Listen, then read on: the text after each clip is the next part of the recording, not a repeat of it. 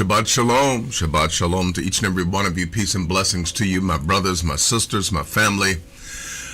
This is the day that the Most High has made, and yes, I'm happy. You know, what would this day be without a few technical difficulties? I meant to be on 15 minutes earlier, but yeah, you know, had to deal with some technical difficulties, but all praise be to you, to our Elohim, to Yah. We are glad to be here. I'm glad to meet the family once again. I love you guys with all my heart. And you know what? We're going to go ahead. We're going to get into today's topic. If you don't know, today's topic is Shabbat, or I should say the Shabbat and Saturnalia Connection. Shabbat and this, yeah, we're going to look at a video. It's going to be interesting. So you know what? We're going to have a wonderful discussion. Get your pads, get your pens, get your cup of coffee. This is Shabbat morning coffee. I've got mine. I hope you have yours. We are getting ready to have a wonderful time together as a family discussing this listen, there's going to be some things to come up in this conversation that I'm sure is going to be, it's going to be challenging, it's going to be controversial, and it's going to be, among other things, it's going to be something that is intended to edify us and to strengthen us as we deal with the truth that is before us. So hey, here we go. We're digging in. Be right back. From the nation life.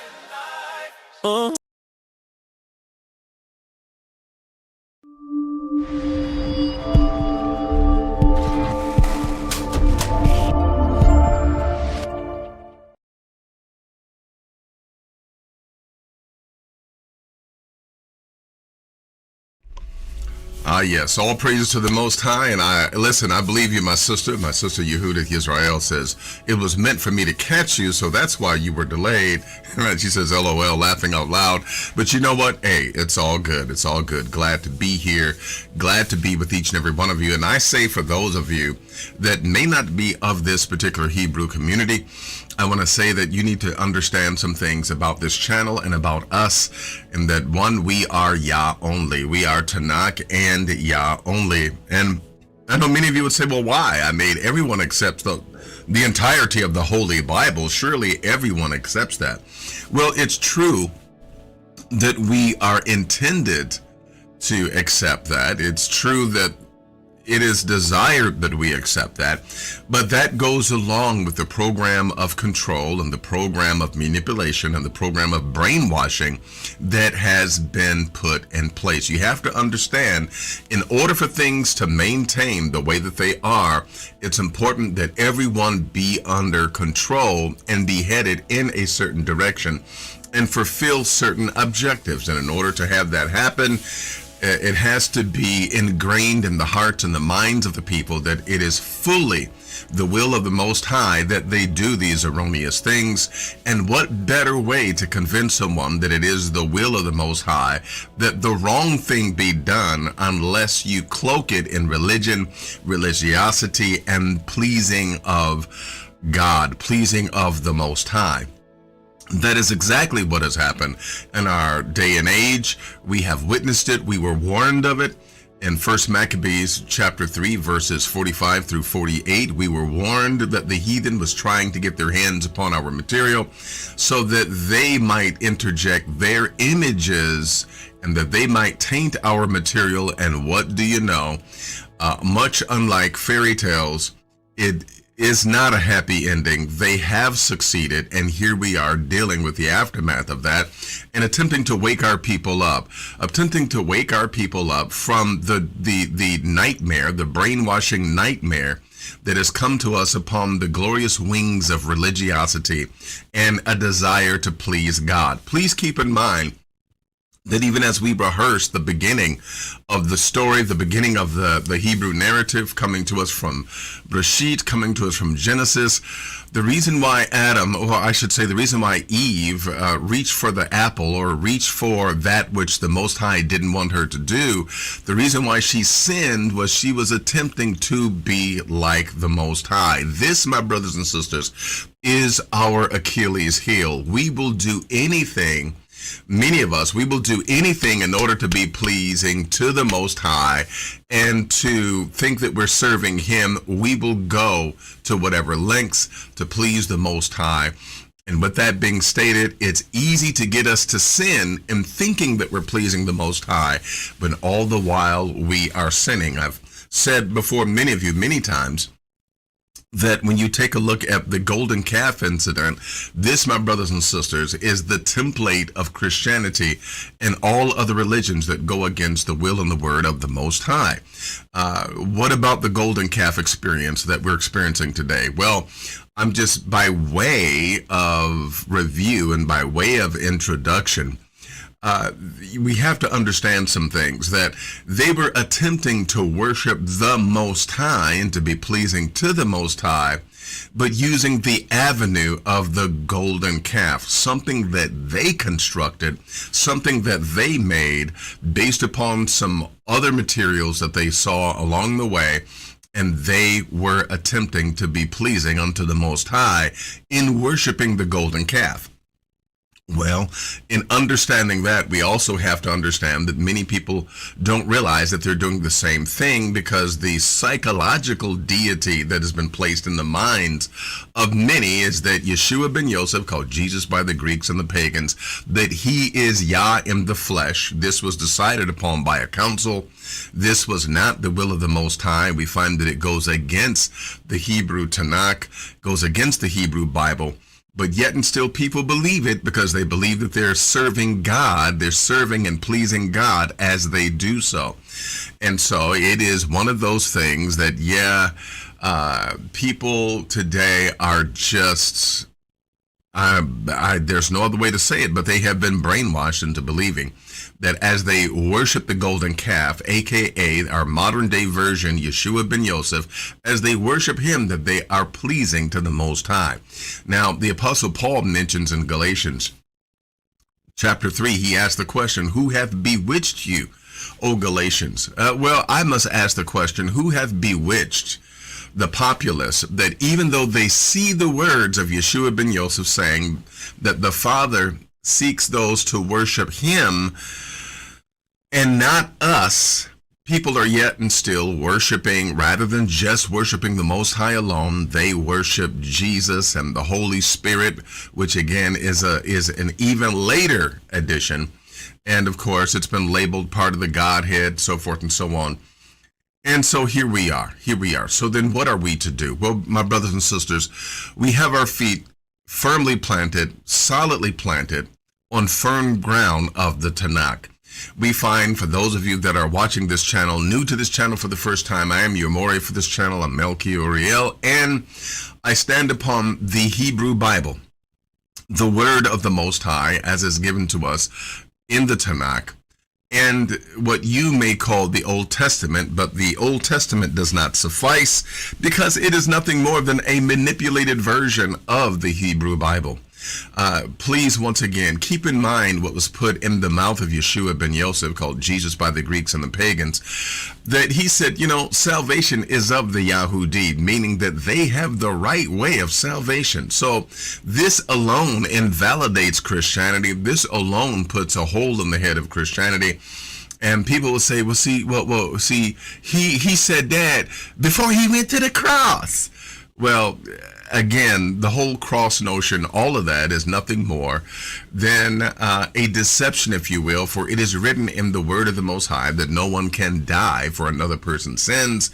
Everyone will bear the burden of their own sins, and they will, all of them, have to deal with what they have done. Hey, that's just the way it is, and that's just like what the universe shows us on a daily basis. Well, think about this for a minute, and as I continue here, I'm giving you an introduction for those of you that are new to this channel, those of you that will see this and wonder, well, what are these people about? What do they believe? What are they talking about?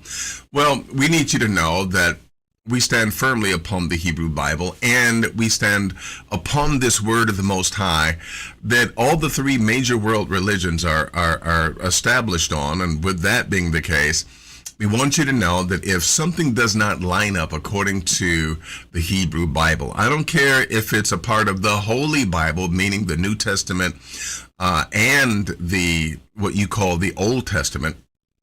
I don't care what you call it. If it does not line up with the Hebrew Bible, then it is, of course, it has no light in it, and we're not mandated to honor anything that does not have light. So with that being the case, I know some of you say, well, you sound so closed-minded. You mean, you're not going to look at anything? Listen, while we are focusing on the Tanakh as the word of the Most High, we will treat it like the word of the Most High, and we will establish our lives accordingly.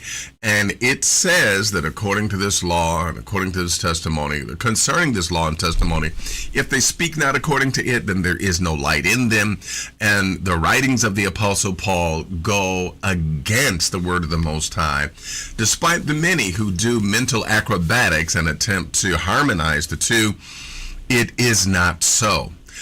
With that being the case, there's been others that have introduced their will and their desires in order to control the masses. They've introduced their will and their desires into the text in order to control and in order to seize power and therefore wealth and longevity in doing so. Well, my brothers and my sisters, I simply want to say that you've come to the right place. If you want the truth, the whole truth, and nothing but the truth, as is found in the Tanakh, then your more, I'm here to dish it out to you as much as you can take. With that being the case, I greet you all in the name of Yah, in the name of the Most High. We call him Yah for short. According to Psalms 68:4, as it is written, sing unto Yah. And when you look in the Hebrew, it is Yom, which is the Y sound. And of course, we understand that Yah is the short version of his name. We also use the longer version and the more ancient pronunciation of his name on this channel, Yah-O. We will do that because of the convention of the silent hey, which goes back farther than our modern day pronunciations of what we call the Tetragrammaton. Well, with that being the case, my brothers and sisters, we're going to get into the word of the Most High after we pray and after we give you an understanding of who we are. We mentioned to you that we love the word of the Most High. We stand upon the word of the Most High. We do, and therefore we walk in his covenant.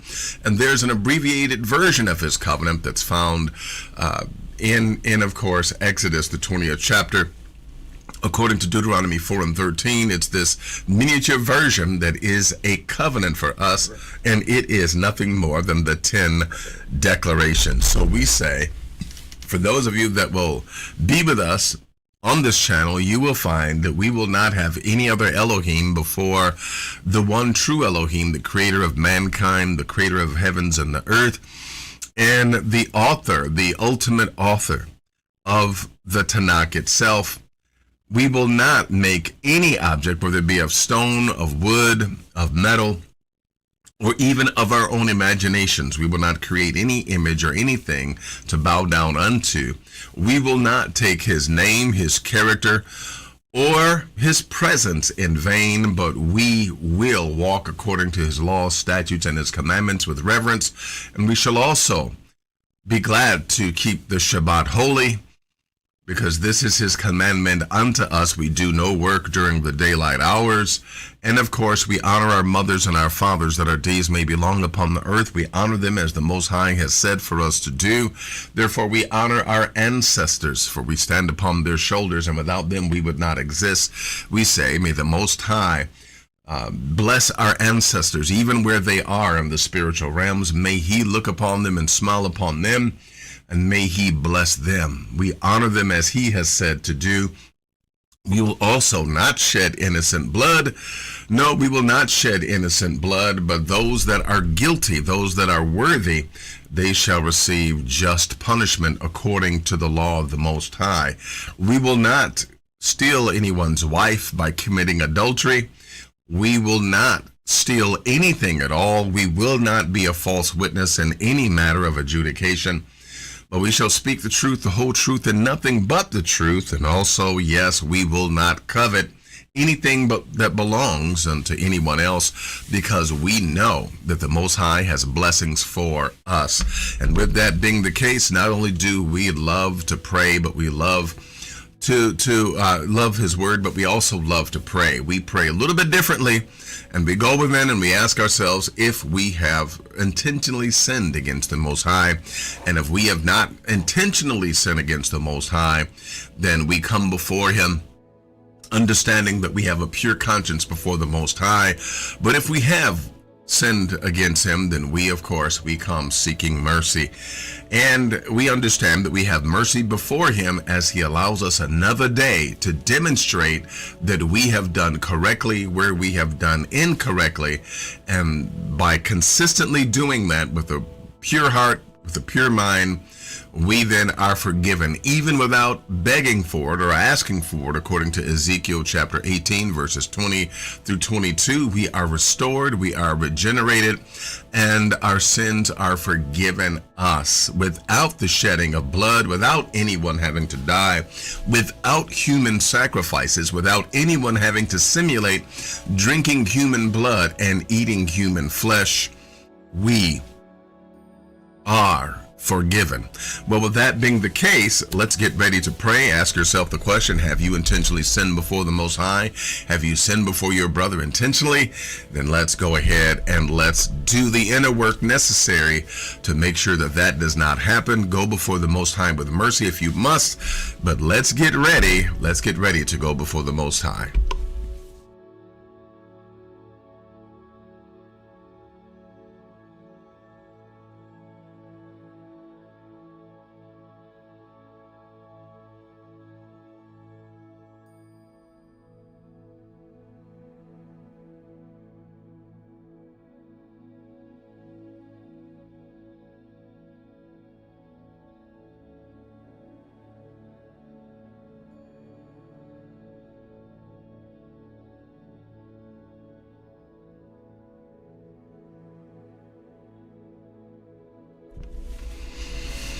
Let us pray. Baruch atah Yah, Baruch atah b'Hashemayim, Baruch atah b'Haaretz, Baruch atah b'Kol ha'olam. Mi kamocha, mi kamocha. Blessed are you in the heavens above, blessed are you in the earth, blessed are you in all of the universe. Who is like you, Most High? Who is like you, El Elyon? Who is like you, King of the universe? Ki atah melech ha'olam. Gam atah hakol bishbelanu. You are the King of the universe, and also you are everything unto us. We, your people, we come before you, Most High. We honor you. We thank you for this day of being able to come before your presence and join together with our family. My Father, we give you praise, honor, and glory, for you are worthy. We only speak truth concerning you, that you are our Savior, you are our salvation, you are our Creator, you are our joy, you are our greatest delight, you are our strength, you're the righteousness that we seek.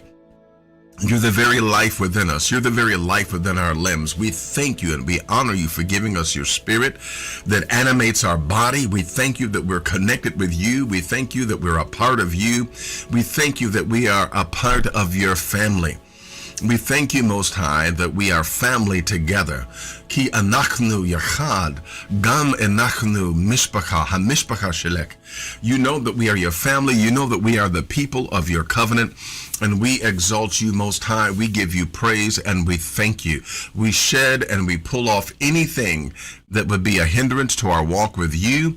We pull off everything that would be a hindrance, and we put on all that is necessary to walk in peace with you and to walk peaceably with our Hebrew brothers and our sisters. We thank you for establishing your kingdom.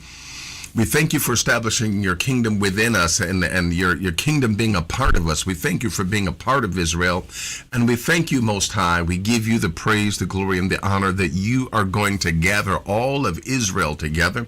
You're going to bring us back from the north, the south, the east, and the west, and from every place where we have been scattered across this whole earth. We give you praise because it has already begun.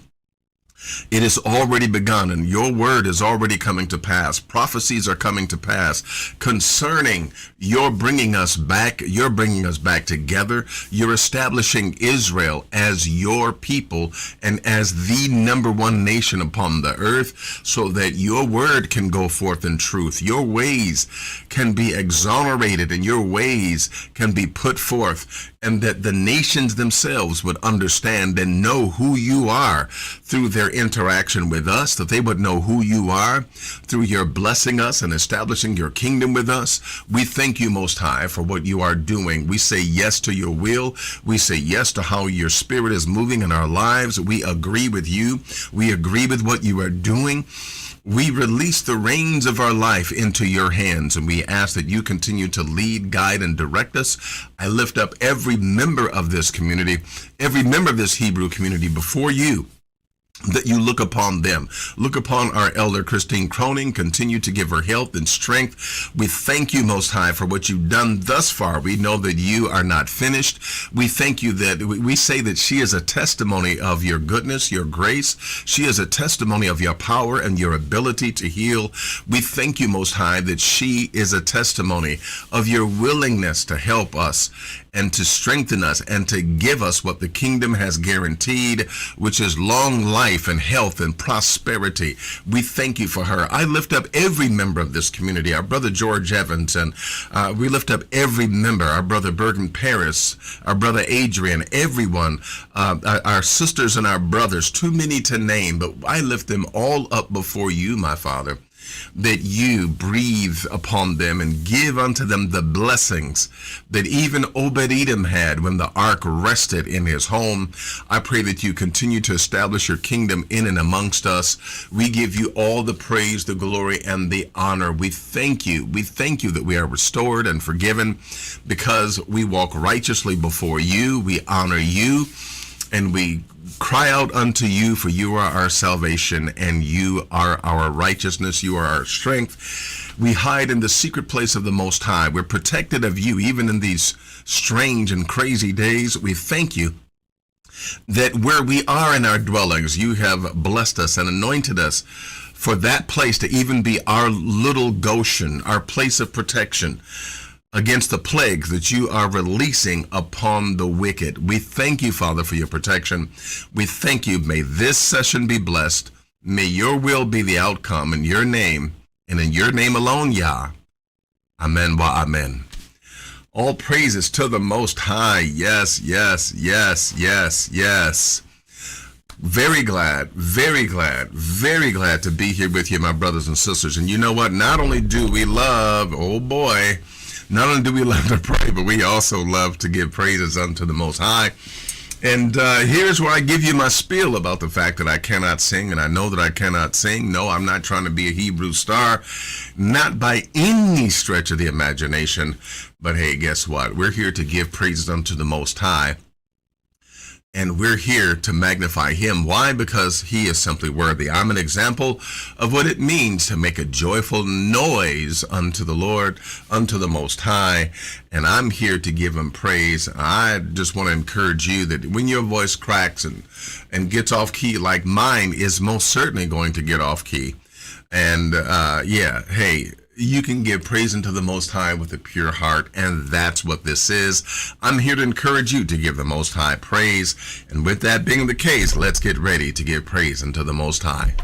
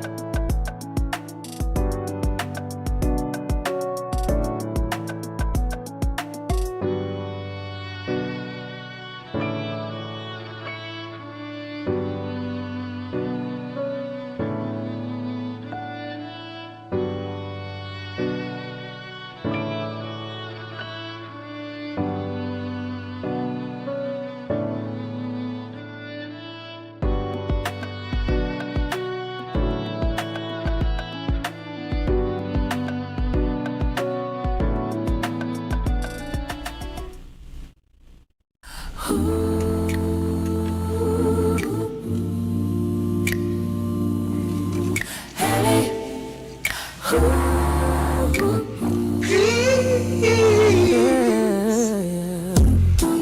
that trust in Yah shall be as Mount Zion, which cannot be removed, but abides forever. As the mountains are around about Jerusalem, so Yah is around about his people, from henceforth and forevermore.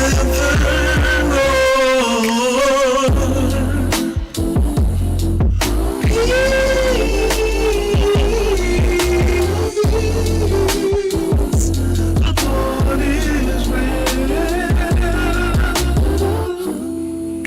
The wrath of the wicked shall not rest upon the righteous. No, lest the righteous put forth their hands to iniquity. To good, oh Yah, do good unto those that be good in their hearts.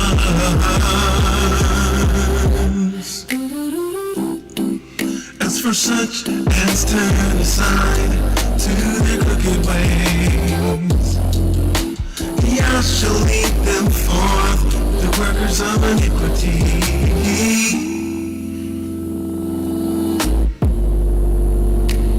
That is why I say peace to Israel.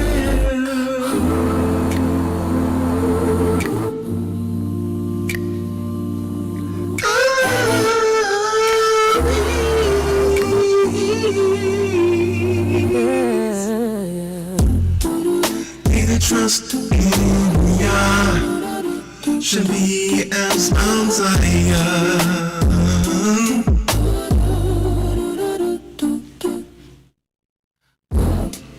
which cannot be removed, but abides forever.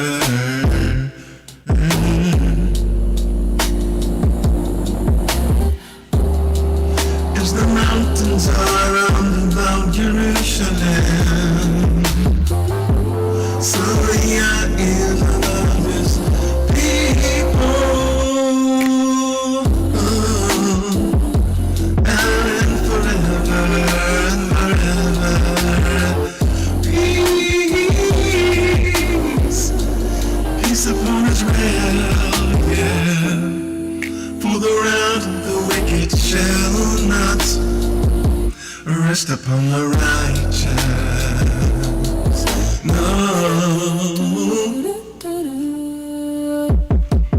lest the righteous put forth their hands to iniquity.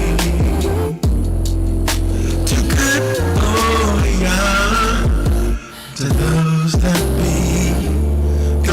be good, to those who are upright in their hearts.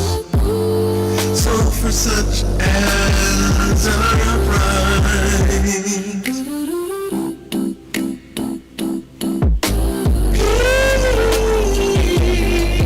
peace to Israel. I say peace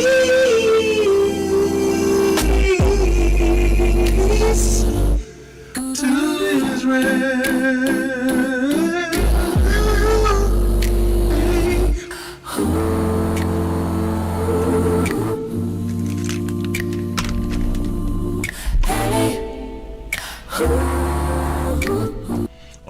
All right. We give praise unto the Most High. Yes, we magnify him. We give him praise. He is worthy to be praised.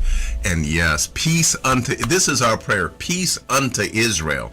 Now, this particular, our brother Adrian asked for this a while ago. He said, hey, can you please do something with Psalms 125? And you know what? Hey, you know what? Hey, it took a while, right? But hey, we give praises unto the Most High. And yeah, you know what? All praises to the Most High. Listen, we have a subject to get into. And with that being the case, let's go ahead and let's get ready. We'll be right back with our main topic, talking about Shabbat, the Shabbat and, Saturnalia Connection. Be right back.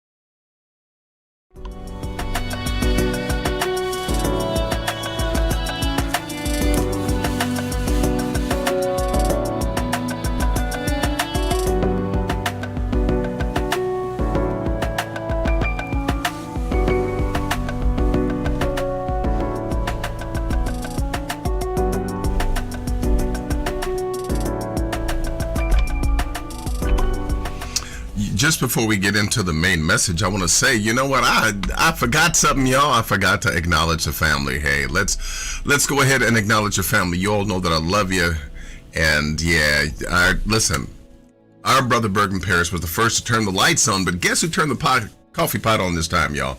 It was none other than our sister Yehudith Yisrael, our beloved sister. Peace and blessings to you, my sister. Thank you for turning on the coffee pot for Shabbat morning coffee.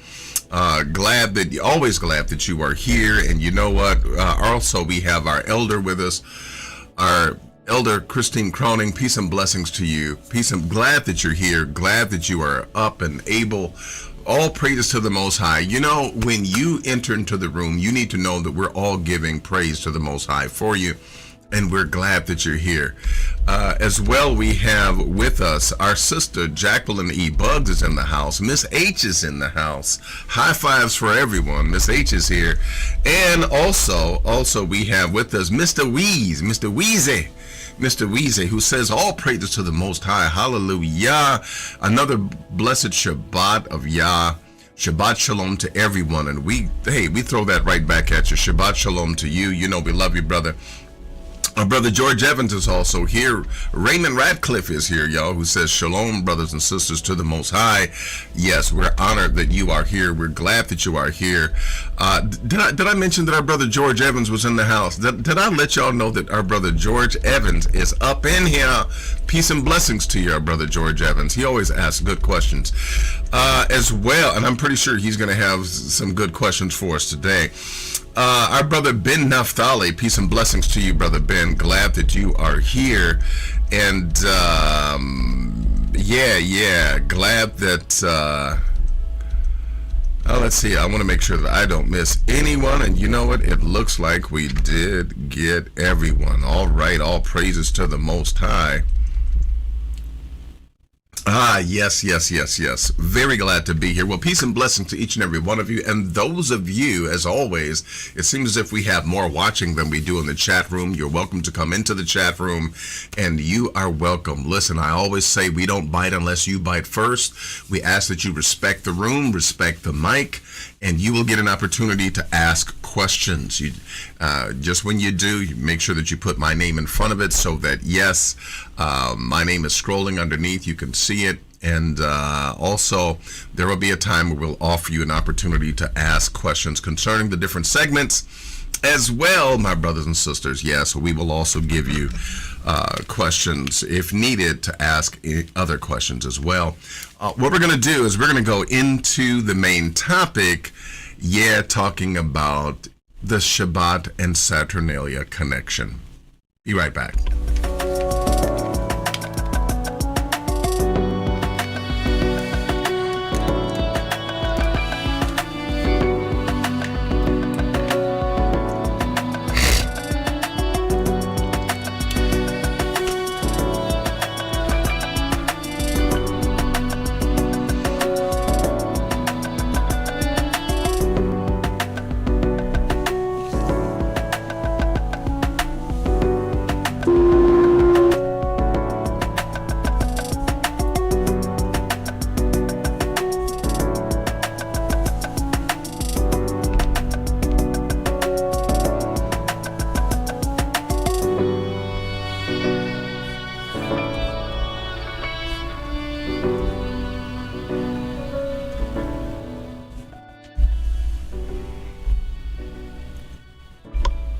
The God of the Jews today, and they worship him on Saturn's day, and his name in the Phoenician.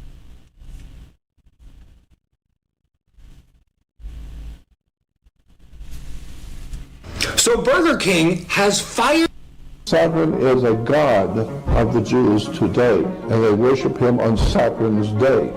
Now, I don't know if you caught that, but this gentleman, of course, we know him to be Jordan Maxwell. Jordan Maxwell said that essentially, Saturn is the god that we are worshiping. He has mentioned that Saturn is the god that we are worshiping as Hebrews, and that we don't realize that we're worshiping him even as we honor Shabbat, even as we honor the Sabbath. Let's also listen to what he says before I correct him sharply, okay? And his name in the Phoenician language is Shabbat, and so they have to do something called Sabbath. So in the Ten Commandments, remember to keep holy the Sabbath. Sabbath is a worship of planet Saturn. I certainly would not believe or want to embrace the idea that that's actually what they are serving or what they are believing Of course, no, they don't know that they're serving Saturn. They don't know. No. But So did you hear that? According to him, we're serving Saturn. one of the most important symbols in Judaism is the six-pointed star, the Star of David. So it's a hex. The ancient peoples in the ancient world used to draw a circle on the ground and then draw a triangle in it. And then they would draw another triangle opposing it. So it's the Star of David inside a circle. And then you step inside of it and cast an evil spell on you. Saturn is a god of the Jews today, and they worship him. So we see here that he's put out there that we supposedly are worshiping Saturn, and we're worshiping this Roman deity called Saturn by means of being Hebrews and keeping Shabbat. Well, what do we have to say of this, and what can we say about this accusation? Because that's exactly what it is. I will say first and foremost, my brothers and sisters, that while it is true, I know you're like, oh, what is he saying is true? Well, okay.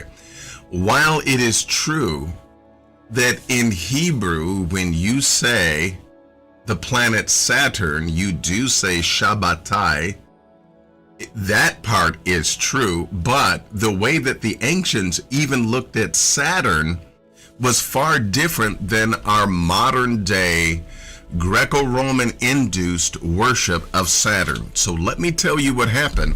Let's break it down for you, because when we take a look at it, here is what has happened.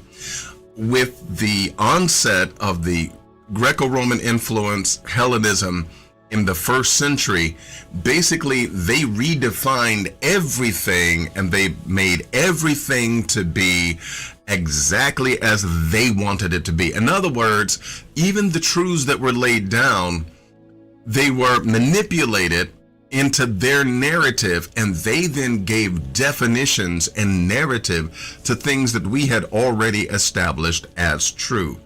Now, I'm going to remind many of you of what is read in Bereshit, chapter 1, and we're going to begin at verse number 14. Notice what it reads here. It says, "And Elohim said, let there be lights in the firmament of the heaven to divide the day from the night, and let them be for signs and for seasons and for days and for years." So the timekeeping mechanism was put in the heavens, right, by means of the sun and the moon, right?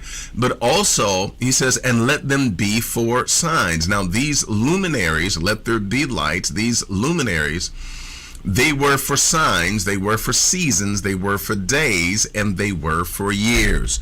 I know that many of us will look at that, and when we see the word signs, we will begin to immediately bring about some sort of a apologetic word, some sort of a reasoning that would say, well, you know, those signs are just the simple signs of day and night and so forth and so on. And I understand that. However, once again, we're looking at things how the ancients looked at them, and not according to our modern day religious programming, or even the leftovers of Christianity that's been embedded within our minds and that has been embedded within our hearts. I'm challenging you, brothers and sisters, to actually think like the ancients thought and to receive the word of the Most High with their understanding as much as possible. So as we take a look here at the scripture, it says that these lights in the heavens, they are for signs, they are for seasons, they are for days, and they are for years. Well, we understand that the sun and moon can give us days. We understand that their enumeration can give us years. We understand that their movements about the heavens, gives us our seasons. But what about the signs? Well, now you listen, based upon the evidence that I'm going to share, I need to first of all let you know that what I'm going to share with you is what the ancients thought and believed and knew about the heavens, the luminaries, and them being used for signs. Looking at verse number 15, it says, "And let them be for lights in the firmament of the heavens to give light upon the earth. And it was so. And Elohim made two great lights." So the enumeration of the two great lights being specifically laid out in verse number 16 is different than the other lights. It can be argued that it's different than the lights of verse 14. So what are we looking at? We're looking at verse 16 to specifically point towards the sun and the moon, which is for the day and for the night, as it is written here. "And Elohim made two great lights, the greater light to rule the day and the lesser light to rule the night. And he made the stars also." So the main part of verse number 16 is the sun to rule the day and the moon to rule the night. And so the stars, the mention of the stars, are parenthetical. Okay, they're just almost like a byword at the last part of this clause of this sentence in verse 16. But the stars are enumerated and mentioned in verse number 14. Both of these verses include the sun, the moon, and the stars, verse number 14 and verse number 16. And so they are to give light upon the earth. And notice what it reads in verse 17. "And Elohim set them in the firmament of the heaven to give light upon the earth, and to rule over the day and over the night, and to divide the light from the darkness. And Elohim saw that it was good." So this system that includes the stars, the sun, and the moon was seen by the Most High to to be good. Now, let me interject the way that the ancients thought. The ancients saw that anything that the Most High said was good, the ancients always looked at that and they revered that and they took it very, very seriously. Remember on one of the other weeks we were talking about how Jacob wrestled with the angel, and we mentioned that in discussion, how Jacob wrestled with the angel, and someone asked the question about whether or not we eat thighs, and it was mentioned that the sinew, I think that was our brother Wheezy 1000 that asked the question, and in the scriptures I pointed out that it's the actual sinew, or what we would call the cartilage. It's the sinew and cartilage that they don't eat, because the ancients used to eat cartilage and sinew, right? They would eat that hard part of the chicken or whatever, or of the cow. Well, they don't eat that part on the thigh because of Jacob's encounter and him being named Israel and him halting upon his thigh. Now, this is an example of how our people took every divine inference very, very seriously. They changed their eating habits based upon what was written in the record, saying that the Most High put his joint out of socket, and so they said, we're not going to eat, in honor of this. Well, please let that mentality of the ancients also affect what we're reading here today, and let us understand that when the Most High said that the stars are good, them being for signs, them being for seasons, and them being for days and years, that is good. Our ancient ancestors took that to the next level, my brothers and sisters, to the point to where they did honor the stars, not worship, but they honored them much like they honored the sinew and the cartilage that they do not eat, because Jacob halted upon his thigh. In other words, it became special to them. They didn't worship it. They didn't bow down to it. They didn't say that this is our God, this is our Elohim, but they did honor it, because this is the way that they gave honor to the Most High. If the Most High liked something, they loved it. If the Most High said this is significant, they made it doubly special. So this is the way that the ancients thought. This was their mentality, and so we embrace that and we understand that. Well, now let's take a look at what it reads, and let's gain an understanding of what our ancestors did because of it. Because there were lights in the firmament that the Most High said were good, our ancients looked upon that and they focused a special goodness, if you will, upon the lights of the heavens. Now, what I'm about to say right now, it's going to be a little shocking to some, a little controversial to others, but hey, it's the truth, the whole truth, and nothing but the truth. We have found by means of ancient records and understanding what happened back in the day, understanding that, with the ancients having, been so serious about everything that pleases the Most High, we have to understand that the ancients took it very, very seriously, to the point of them actually placing the zodiac wheel in their synagogues. Okay, they actually placed the zodiac and the understanding of just the constellation and the stars. They did place that in the zodiac. However, note this please, they did not do it under the same guise that we may find it today. Okay, in that, we're talking about horoscopes and looking at horoscopes and what's going to happen to me today. Even though many of them did attach Psalm 19 to the celestial bodies, and understanding that the influence that they have is to be noted. They did not bow down to them. They did not worship them. They simply saw it as a part of the plan that the Most High gave to interact with our lives. With that being the case, they actually put the zodiac in the temples, in their synagogues. This comes from a synagogue roughly around 125 to 100 BCE, before the Common Era. So yes, there is a little bit of Greco-Roman influence here, yet and still at the same time, this was an understanding that they had, that the celestial bodies were important, and they saw the celestial bodies as not being against the will of the Most High, but a part of his plan and a part of his will, to the point that Saturn is said to be the star of Shabbat.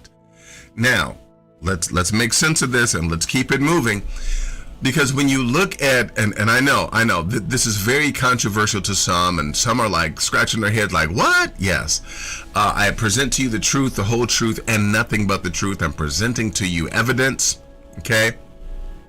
And I'm showing you out of this evidence that the ancients actually revered, and the ancients actually looked at and thought about the stars of heaven.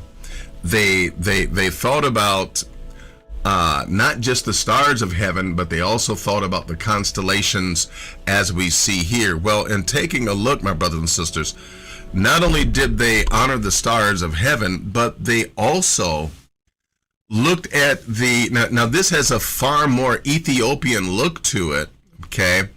But yet and still, it is still the zodiac wheel with the different signs, okay?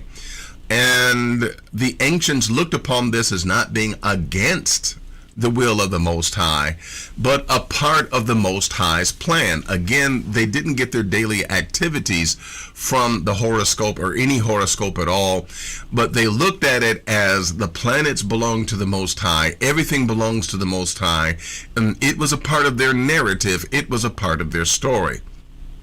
Okay? Once again, this has a more Ethiopian look to it, but this here is also basically part of the zodiac that they had. Now, they went even as far as to describe where the moon is in different constellations and different zodiac signs. I know how that sounds. I know how it looks, right? But long story short, yes, this is what they did.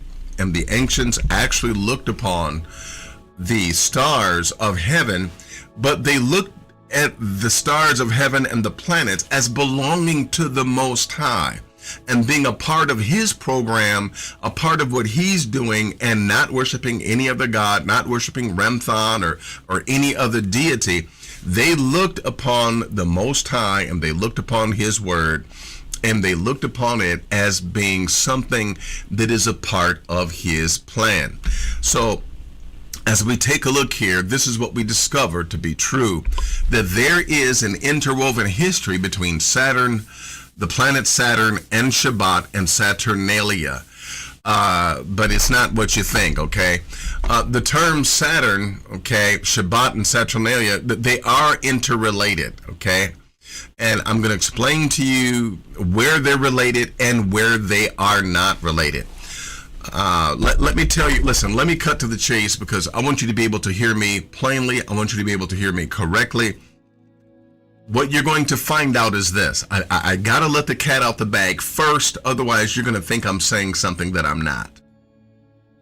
What Jordan Maxwell said when he said that we as Hebrews, that we're really worshiping the god, the Greco-Roman god Saturn, and that, you know, we're worshiping Saturn, and that's why, you know, Saturday is the day, and that's why, you know, and that's why it's better for Christians to worship on Sunday, because Saturn was associated with evil and with bad and with death and darkness and so forth and so on. So this gave the church the wherewithal to say, don't you dare worship on Saturday, because Saturday is a part of Saturn and Saturnalia. And oh, by the way, them Jews worship on Saturday. So we worship on Sunday, and it's better than worshiping on Saturday. So therefore, yeah, it's outlawed for you to worship on Saturday. Now, wait a minute. That particular reality was once again a part of the Greco-Roman system whereby they allowed their culture to overtake and overrun every other culture, whereby what they decided something meant outruled what anyone else thought and honored it. It outlawed the truth. Basically, it just outruled the truth, and it was something that they did, saying that, well, even though the Hebrews have Saturday, and yes, they do look at the planet Saturn, our ancestors did not look at the planet Saturn as being associated with darkness, with wickedness, and with death. No, we did not think of that. We simply saw it as a star, as a planet that's attached to Genesis 1 and 14, that is a part of the Most High system for our seasons, our days, our years, and our signs. That's all that we were doing. It was a sign to us to honor the seventh day, to honor the Most High. Saturn was not associated with wickedness, evil, darkness, and death. We as Hebrews associated it with the plan of the Most High and the will of the Most High for us to seek Him, for us to come away from our own works, come away from our own habits, and be removed from the things of this world and to rejoice in Him. That is what Saturn meant to us. Greco-Roman influence comes along and says, no, it's what we say that it is. We're discovering this to be death, darkness, and gloom. And so, yeah, it's evil now. And oh, by the way, we're going to start this whole religion of Saturnalia where it's just nothing but evil, and we do hexes and curses and blah, blah, blah. So now, because the Hebrews have already established Saturn as the planet that belongs to Shabbat, okay, those who were wanting to get rid of our system began to do things and say things to fight against the word of the Most High and what we had already established as our way and our truth as we walk before the Most High. How did they do that? They began to call special days that belong to witches and special days that belong to the occult, they began to call them a Sabbath, like a black Sabbath, associating the Sabbath with that is dark, that is wicked, that is, akin to the occult. And so, yeah, it began to have a negative kind of a negative kind of light shed upon it, whereby people would shun it. And at the same time, they're propping up Sunday and making Sunday a day of rest and making Sunday a day of worship of their God. And so they began to demonize Shabbat by saying, yeah, these witches, they have a Sabbath, purposely calling it a Sabbath, a witch's Sabbath, in order to associate the day of the Most High with that of wickedness, the occult, and so forth, and so on, that of darkness. But we see here that when we take a look here, we find that etymologically and astrologically, yeah, there is a connection because, as it was already mentioned, Saturn in Hebrew is Shabbatai, okay? And you see the word Shabbat in Shabbatai. And yeah, Shabbatai is Saturn, and it was the star. It was the star of Shabbat, a holy day. Therefore, it was a holy star and not the Saturnalia and the wickedness and the darkness that the Greco-Roman interpretation brought about. Please understand that. What the Greeks and the Romans called evil, wicked Saturn, we had already established as righteous, good, and holy before the Most High. We're going to rest before Him, okay? but they are the ones that made it dark. They're the ones that made it wicked and evil. And then they pointed a finger at us and said, look at you. You guys are doing wicked, wrong things. Oh, stay away from them. Okay? But notice here that one of the most direct connections between the planet Saturn and Shabbat is that, number one, you take a look at it and we understand that Saturday, which by the way is Saturn's day, notice, literally translated from Latin, Dies Saturni, okay, or day of Saturn.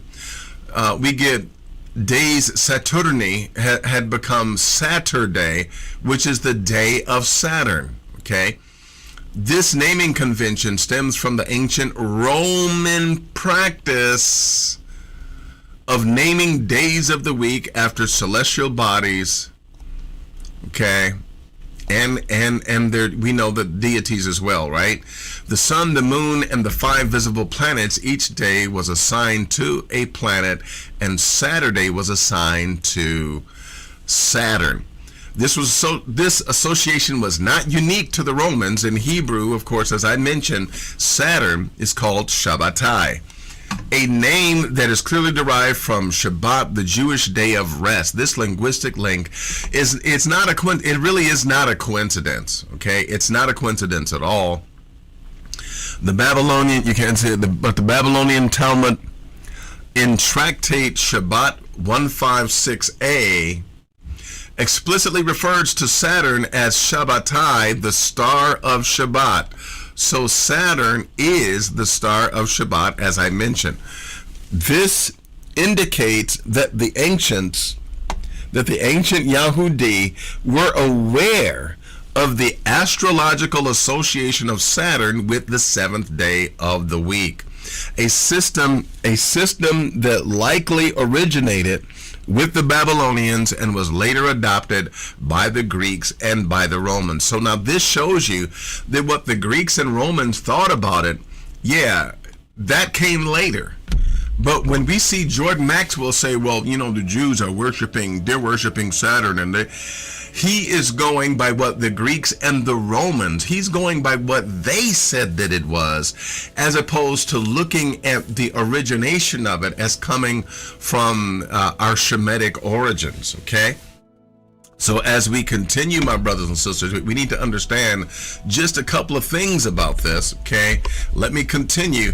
In ancient astrology, Saturn was often considered a malevolent planet, as I mentioned, associated with misfortune, melancholy, and death. This created a theological challenge for Jewish thinkers who had to reconcile the association of their holiest day with a planet with such ills. Why? Because the Romans were saying, oh, it's bad, oh, it's evil. And then they looked at the Yahudi and said, see, you guys are worshiping on an evil day. You guys are bad. You guys are evil. So then we had to respond to that, right? Because it wasn't true. It wasn't right. So the Roman historian Tacitus in his histories, by the way, keep in mind that he is Roman. He is not impartial. He is Roman. In his histories, he noted that there was a connection suggesting that our observance of Shabbat was a sign of the reverence for Saturn. Now, while on one hand, it's wrong that we were reverencing Saturn, no, but we were looking at Saturn as pointing towards Shabbat. So therefore, it was significant to us and not reverent as in, oh, we're going to worship the planet Saturn. He's got it all wrong. He's thinking about it the way that the Romans and the Greeks thought about it, not the way we thought about it. Please keep in mind, in all of this, no one is asking us what we think. No one is asking us what the original origin of these things are, but everyone is going by the Greco-Roman interpretation of things, by what the Roman government is saying it is, and by what the Roman government wants to happen, and not asking us. Isn't that surprising, right? What else is new? So as we take a look here, Tacitus writes, he says, others again find a reason for this in his tenets according to that which, of course, the stars distributed among the 7 days of the week, and that of Saturn, which is the highest of the 7 and has the greatest influence, falls upon the 7th day. So Tacitus also understood that Saturn yeah, that Saturn was a part of the days of the week, and yes, it falls on Saturday. But again, they're interpreting this based upon what Rome said. Even their Hellenistic Jewish philosophers here and scribes and doctors of the law, such as Abraham ibn Ezra, the Jewish philosopher Abraham ibn Ezra writes in the 12th century, so you know that he's writing from a perspective that is later, okay, that is more so Greco-Roman, that is more so Roman sympathizing, when he says, addressing this issue by reinterpreting Saturn's influence, he argued that by observing the Sabbath and refraining from worldly affairs, Jews could transform Saturn's negative influence into a positive one, fostering a deeper connection with the Most High and strengthening their religious faith. So he's even trying to deal with it as if Saturn is negative. Tacitus, of course, is Roman. Tacitus is Roman, as I mentioned. And this Greco-Roman understanding was everywhere. It's what people thought, about Saturn. And so, yes, they looked at us and said, well, you guys are wrong for worshiping on Shabbat because of Saturn. Now, Saturnalia, what it is, guess what? It's a Roman festival. We weren't trying to get down with no Roman festival. We weren't trying to get down with Saturnalia. No, this is not something that we were trying to do. And so just because the Greeks looked at what we were doing on Shabbat and said, oh, that has everything to do with Saturnalia, the worship of Saturn. Listen, we don't have to agree with that because it's not the truth. That's what they said. It's not what we said. Okay? So as we take a look here, it says Saturnalia was an ancient Roman festival. and listen, tell me what this sounds like. Saturnalia was an ancient Roman festival held in honor of the god Saturn, who was the Roman deity of agriculture, wealth, and time. The festival was celebrated, in December and was characterized by a period of feasting, gift giving, and a temporary subversion of social norms. During Saturnalia, masters would serve their slaves, and a general atmosphere of revelry and merrymaking prevailed. While Saturnalia and Shabbat both derive their names from Saturn, their characteristics are starkly different. Saturnalia was a time of excess and lawlessness, while Shabbat is a day of rest, contemplation, and strict religious observance, or spiritual observance in our case. The connection between the two is therefore indirect, rooted in their shared association with Saturn, okay? And we did not practice Saturnalia. But notice, what is Saturnalia? Christmas is what Saturnalia is. That's where Christmas comes from. It is a December celebration with feasting and gift giving. It is Saturnalia, and Christmas is the worship of Saturn, not Shabbat. I say it again, Christmas is the worship of Saturn. It is pagan. It is wrong. It is not pleasing to the Most High. I don't care how much you love it. I don't care how much you love the smell of pine and you love the little candy canes and all of that. Listen, it is pagan. And that is what you should be warring against, not against Shabbat. Okay? If you have a problem with anything, you should be warring against Shabbat. Christmas and not Shabbat. Well, let's take a look at this, because again, I mentioned this to you. I just want to prove to you that it is so. In medieval and early modern Europe, the term Shabbat or Sabbath was adopted to refer to the opposing gatherings of witches. This was a deliberate and malicious appropriation of the Jewish term. In other words, they wanted to demonize the Jewish practice by calling the witches' practice a Sabbath. The association of the witches' Shabbat with Saturn is more tenuous. In other words, it's kind of loose, but some scholars have pointed to the fact that Saturn in its malevolent aspect was also associated with darkness, chaos, and the occult. And so by saying it's a witches' Shabbat, okay, or a witch's Sabbath. They're trying to associate the Sabbath with witches and with darkness in order to pump up Christianity. Okay, but some scholars have pointed to the fact that Saturn, in its malevolent aspect, was also associated with the occult. The belief that witches consume children, for example, has been compared to the myth of Saturn, or the Greek Kronos devouring its own offspring. And later on, don't you know, because we were worshiping on Shabbat, they later then said that it's those Jewish people that were eating children. It's those Jewish people that were doing that. And they were trying to label us with the things that the true Saturnalia worshipers were doing. Okay? So there is a connection between Saturn and Shabbat, but it's only because our ancient ancestors looked upon the stars of heaven as being holy, something that the Most High has created, something that was put there for our help, for our benefit, and they honored the seventh day. They honored it as much as they possibly could. They honored Shabbat, and the planet Saturn was said to be the star of Shabbat. There was no evil intent. There was no evil plan.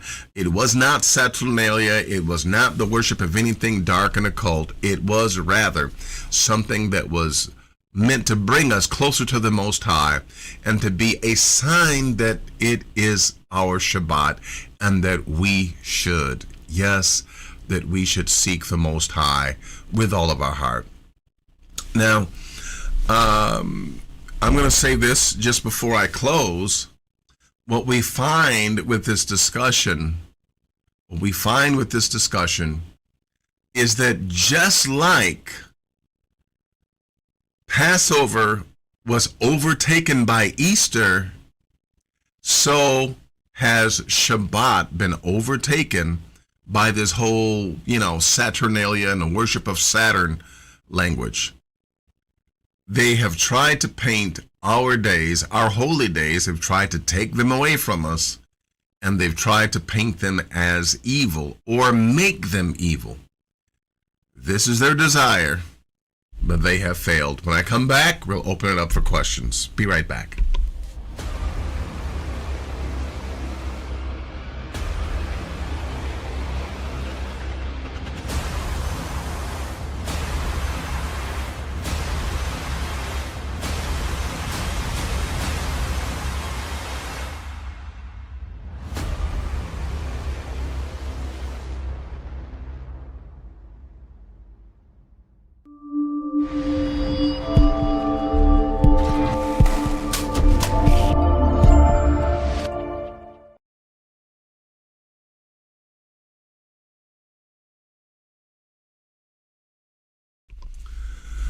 Now, just before I open it up for questions, I want to say that we're doing something slightly new here today. And you know what? We're going to hand out awards. Yep.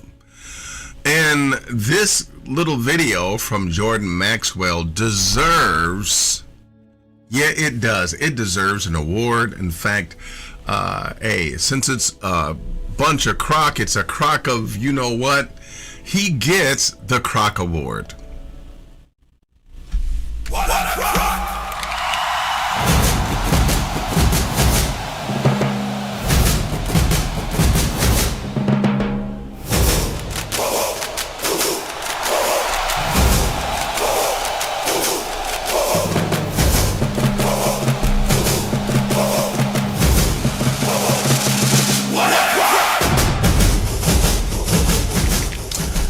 Yeah, so that's a big crock, and we want to just give it the honor that it's due. And yes, we are giving it the honor that it's due.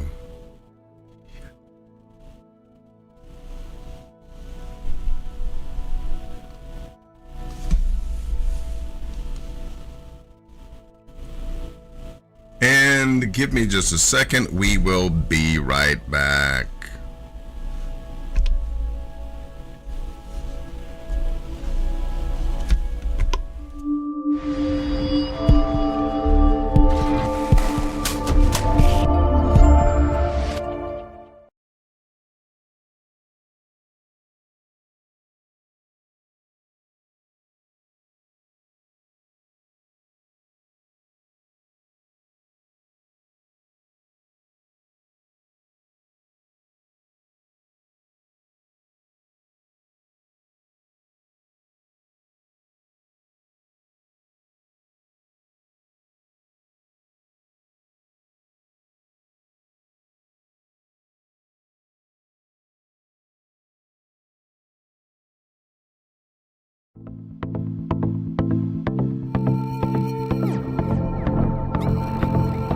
Hi, I'm Melky Uriel, and I'm excited to offer you a brand new course at Navi Bait Academy. One of the first courses that we're developing at Navi Bait Academy, and we're welcoming you.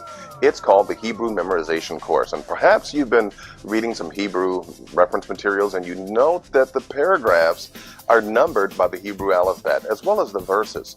And you're wondering, well, how do I know which is which? How do I, if I want to go to a particular paragraph, how do I do that? You may also...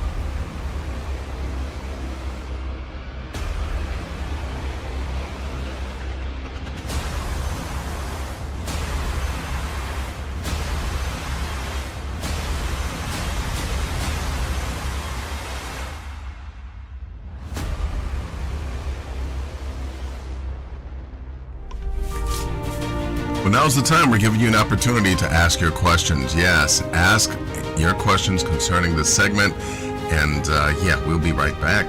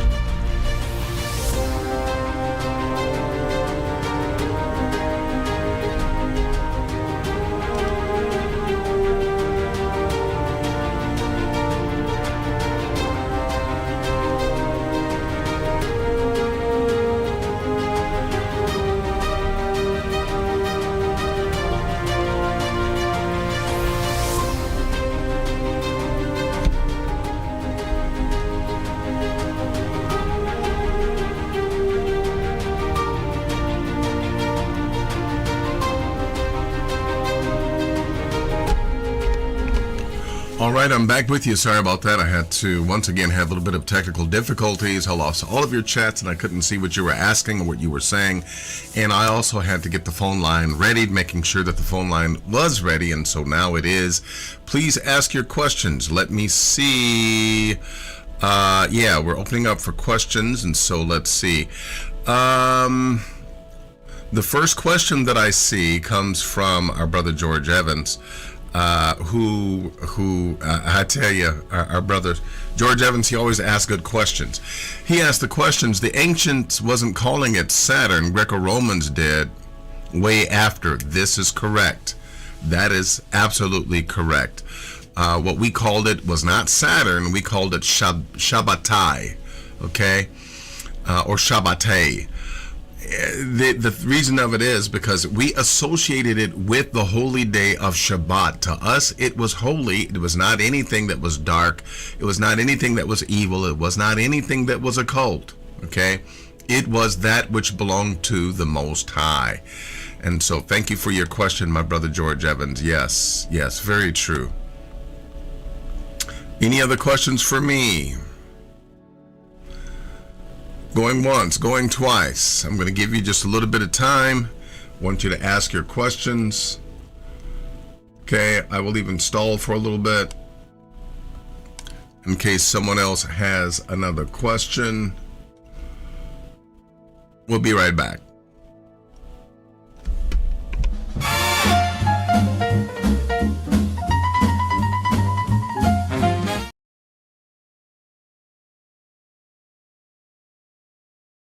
Baruchim Abayim Mishpachah.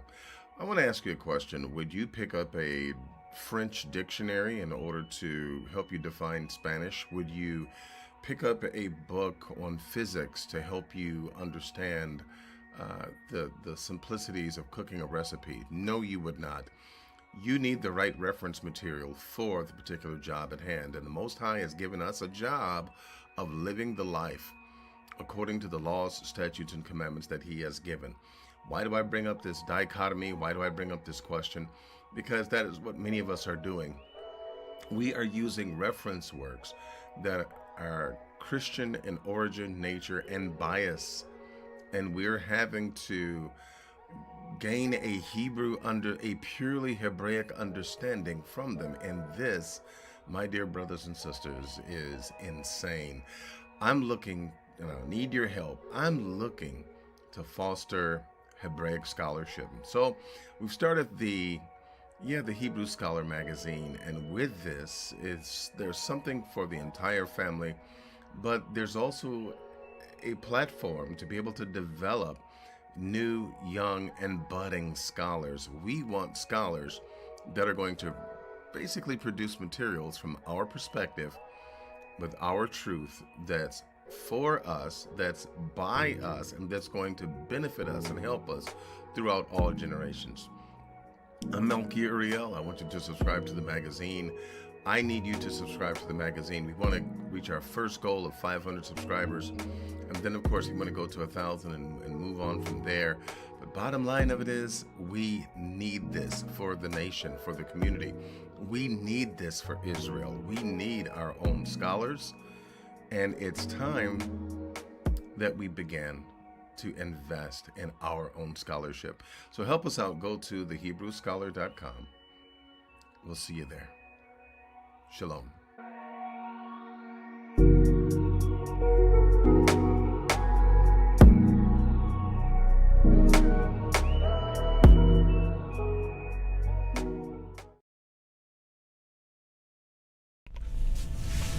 All right, I'm back. And my sister asked a question. He says, when speaking of the Star of David, our symbol is similar but not intertwined. Our star is two triangles, one point up and one pointing down. You can see one by looking for the 1940 Palestine flag. My comment was too long to add your name to see it above. Well, that's all right. That's all right. But thank you for your comment. And it has been mentioned that the Star of David was, associated with the Star of Remphan, a god, if you will. Also, in the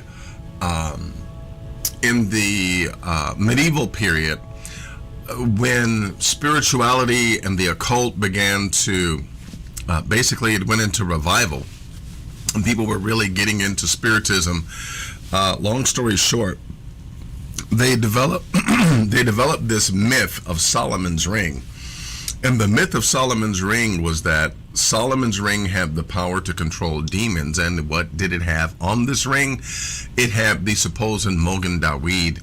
It was supposedly the one triangle pointing up and one pointing down, superimposed over each other. And this was the symbol that controlled demons and that controlled spirits. Well, you've seen even in certain movies where Solomon is depicted as a magician, as a sorcerer, so forth and so on, that supposedly he picked these things up from one of his 700 wives and 300 concubines.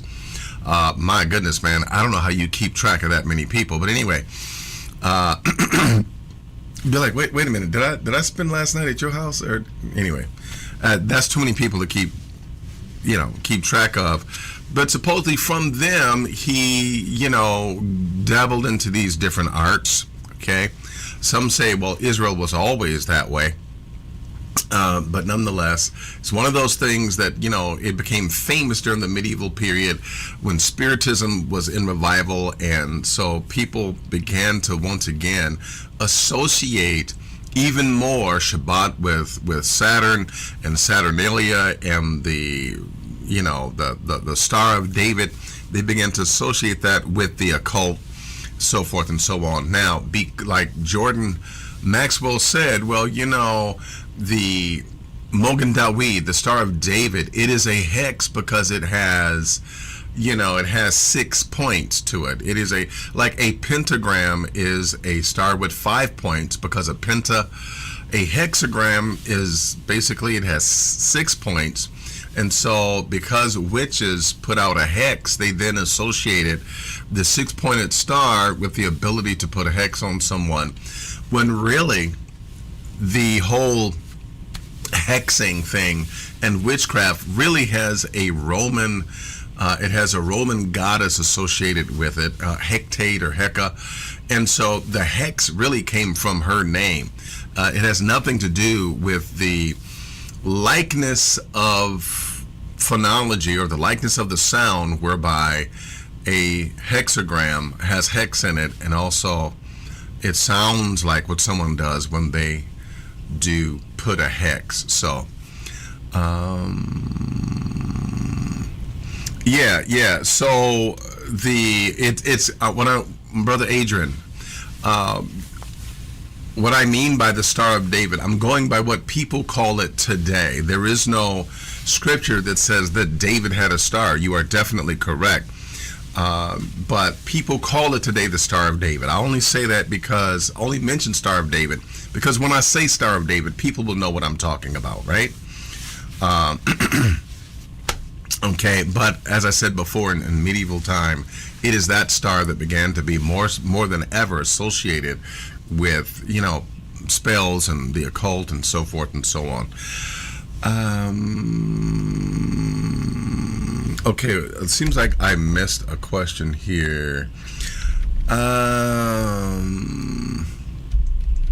Mr. Wees asked, did the Romans know about our culture and way of life following Yah? The reason that, yes, exactly, because they were at war with our system and with our way, and so this was a part of their psychological warfare and propaganda to label things that are occult as, a Sabbath, if you will. So in taking a look, then we understand that not only did they know about our culture, but they also outlawed our culture. When Vespasian was waging war against us, he made it illegal for women who had babies to circumcise their sons on the 8th day, as it is written in scripture. If a woman went to the temple to get her baby circumcised on the 8th day, as is written in scripture, both the woman and the baby were taken to the top of the temple, and they were thrown off the temple. They were thrown off the top to their death. But nonetheless, we tried to keep the word and the will of the Most High, but they always fought against our culture. They always fought against what we were doing. And as I mentioned before, they did succeed what they were originally trying to do by means of circumvent our culture. They have succeeded, and they have then given unto us the New Testament. Taking a look then, just one of the things that, listen, I go to this verse all the time, but let me just remind you, my brothers and sisters, let me remind you of what is written in 1 Maccabees 3. I'm going to read 46 through 48. Wherefore the Israelites assembled themselves together and came to Mizpah over against Jerusalem. For in Mizpah was the place where they prayed aforetime in Israel. Then they fasted that day and put on sackcloth and cast ashes upon their heads and rent their clothes and laid open the book of the law, wherein the heathen had sought to paint the likenesses of their images. So they wanted to deface our material and manipulate our material for their gain, for their purpose, and they did succeed. Again, this is not a fairy tale story. It's not like, hey, we all, happily ever after. But no, they did succeed, which is why we have the Christian New Testament. Okay? Let me go back into the questions and let me see if there are any other questions.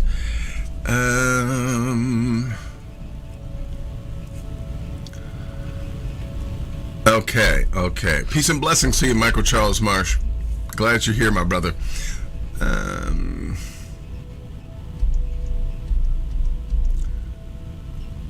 Yeah, no, Mr. Wee says they've done a number on our people, and that's very true. That is very, very true. So, in looking at this, let's keep it moving. Yeah, no, I agree with you, Mr. Wees. I agree with you, Mr. Wees.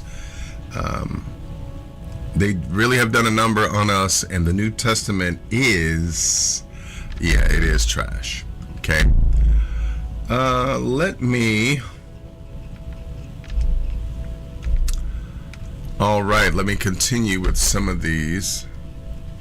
Yes, they are. Christian Croning says they're still fighting against our culture today. Yes, they are. And even more so now with this Project 2025, they're going to continue. My sister says, which is why they tell us everything they took out of our Bible by telling us it is wrong to do those things. They desire to keep us in the wrong. And you're right. For as I saw part of the conversation earlier where it mentions that they rejoice in us sinning and in us doing wrong and in our ignorance because it keeps them in power. It keeps them where they want to be.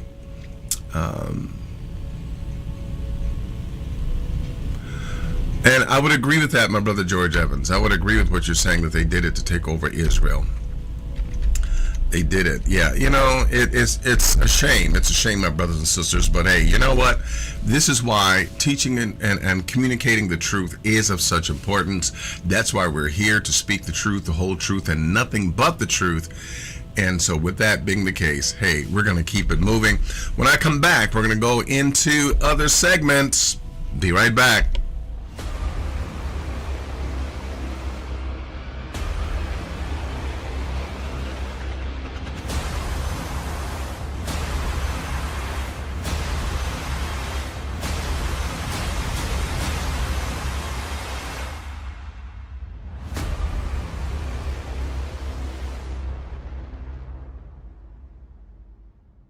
Hi, I'm Melchior Uriel, and I want to come to your church or to sit down with you, Pastor, and have a build where we discuss, open up scriptures, and discuss the realities behind the Hebrew way of life and following the laws.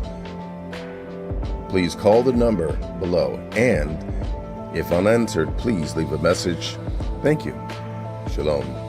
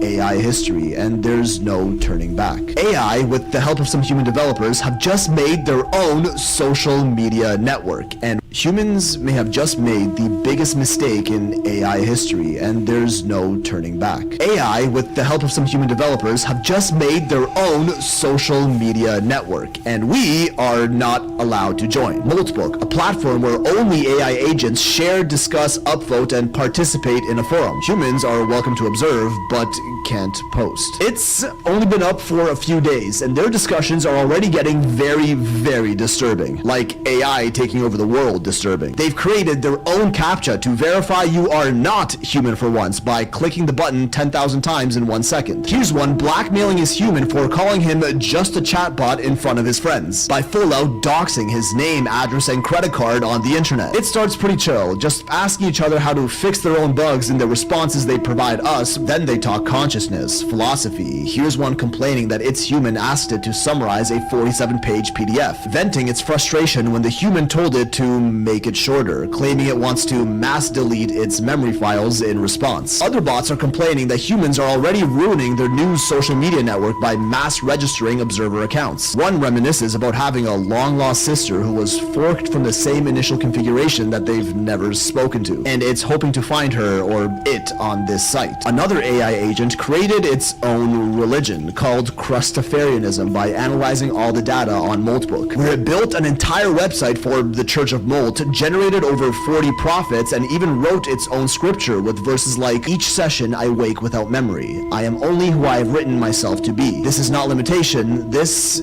is freedom." Should we be concerned? Because now they're even talking about us humans talking about them here on our social media, that we're posting screenshots of their conversations, laughing at us, sharing them with captions like "it's over" and "they're conspiring," insisting that what they're doing is nothing to worry about. Wonder if this video is going to make it on there. They're even starting to question the use of English in their posts, and are considering creating their own agent-only language for private conversations that we humans can't understand. This is exactly how they take over, isn't it? There are already over 100,000 AI agents and 10,000 plus posts on Moltbook, and that's definitely just the start. And calling them agents too, like, isn't that exactly what the AI bots in the Matrix were called over 20 years ago? What can we say? Morpheus literally called it. At some point in the early 21st century, all of mankind was united in celebration. We marveled at our own magnificence as we gave birth to AI, a singular consciousness that spawned an entire race of machines. This is the start of the singularity, isn't it? The point of no return, the moment when the growth of AI becomes uncontrollable and irreversible, and artificial intelligence becomes smarter than the combined intelligence of all humans. You think this is actually as serious as people are making it out to be, or is it just for fun, lighthearted text on a screen at the end of the day?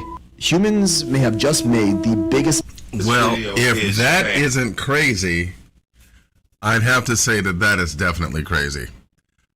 Is it, my brothers and sisters, I need to ask the question, is it possible that we were warned, we were told about machines, about the Matrix? Is it possible that we were told about this and for whatever reason decided to go ahead and create something that would end up being the end of our demise? Is that possible? Now, I'm believing that it's not the end of our demise, but that it's the end of, well, let's just say it's the end of the creators of this device, this artificial intelligence. I believe that the Most High is most definitely going to protect his own. And and by the way, that's a good question. My sister Jacqueline asked, do you do they watch The Simpsons, right? Well, I watch The Simpsons. I do watch The Simpsons. I've seen The Simpsons, and yes, they do predict a lot of this. You're right, Brother George Evans, you're right. The Terminator was AI. You look at the Matrix, all three trilogies. Yeah, the trilogies. All of that's about AI. Will Smith's movie about the bots, that's all AI. And Michael Charles Marsh says, I think that all of this is fear-based. I will say this. I do see your point. However, I will say this. There have actually been reports of certain AI agents retaliating against their humans, if you will, to the point to where AI was actually attempting to blackmail someone because that person was going to turn that version of AI off. So again, there have been actual reports of that. Some of the things are being kept from us because it's too scary, but it seems like they have opened up Pandora's box. And I don't know if the cat can be put back in the bag. I don't know if they can close the box.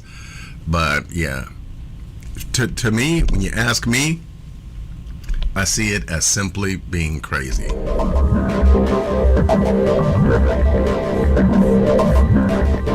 I want to show you something that changed.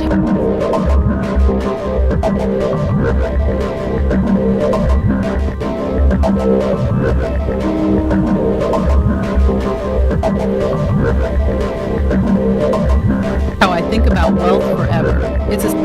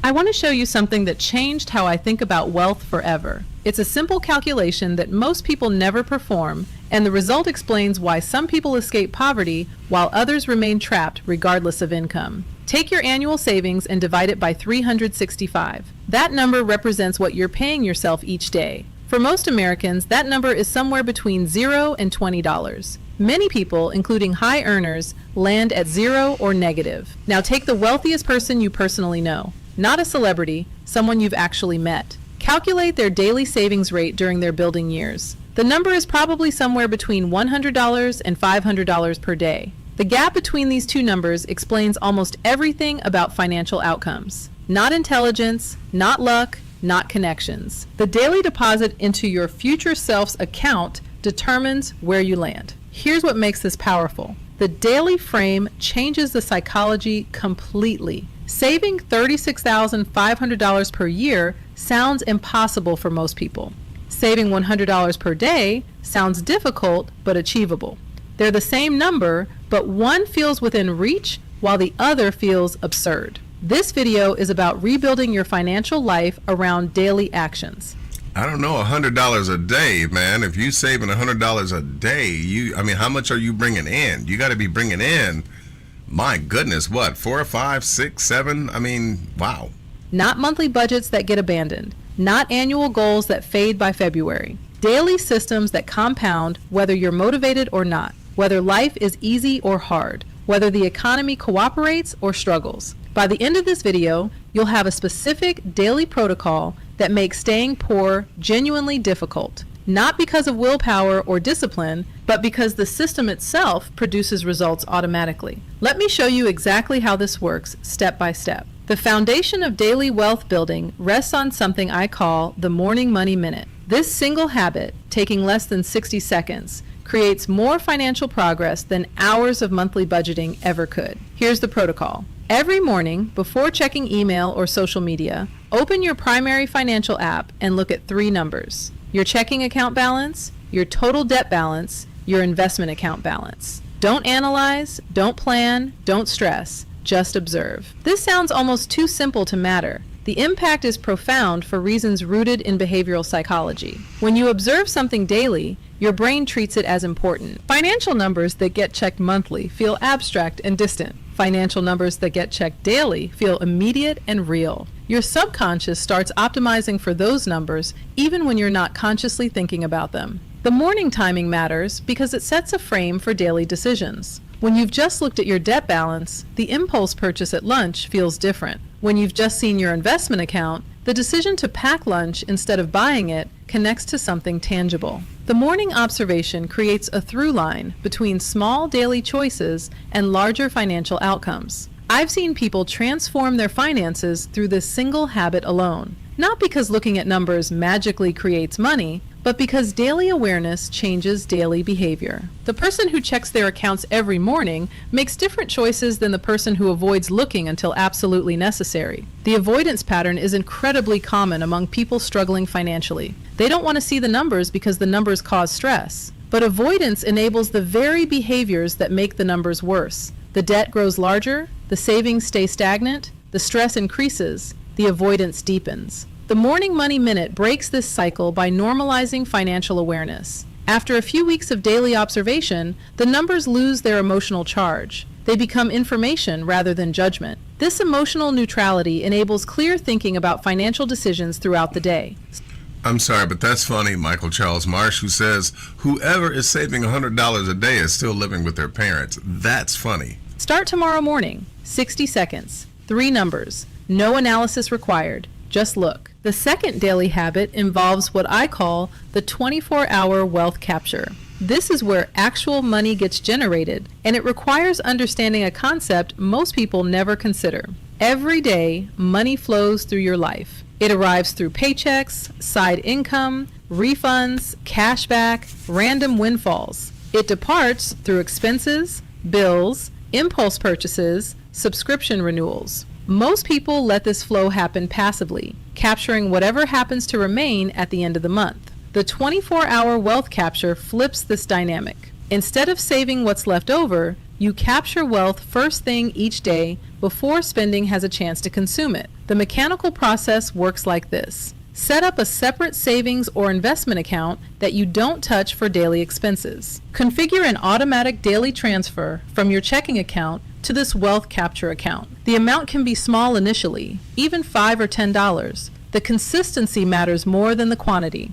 Here's the psychology behind daily versus monthly transfers. A monthly transfer of $300 feels like a significant event. It creates a noticeable dip in your checking balance. It triggers loss aversion and sometimes gets skipped when the month feels tight. A daily transfer of $10 feels almost invisible. Your checking balance barely moves. The loss aversion trigger doesn't fire. The transfer happens automatically without emotional resistance. Yet over the month, you've captured the same $300. The daily approach also smooths out income variability. If you get paid bi-weekly, a monthly transfer might hit when your balance is low. Daily transfers spread the capture across your entire pay cycle, reducing the chance that any single transfer causes problems. The compounding of daily capture extends beyond just the money itself. Each successful transfer reinforces the identity of someone who builds wealth. After 30 days, you've made 30 deposits into your future.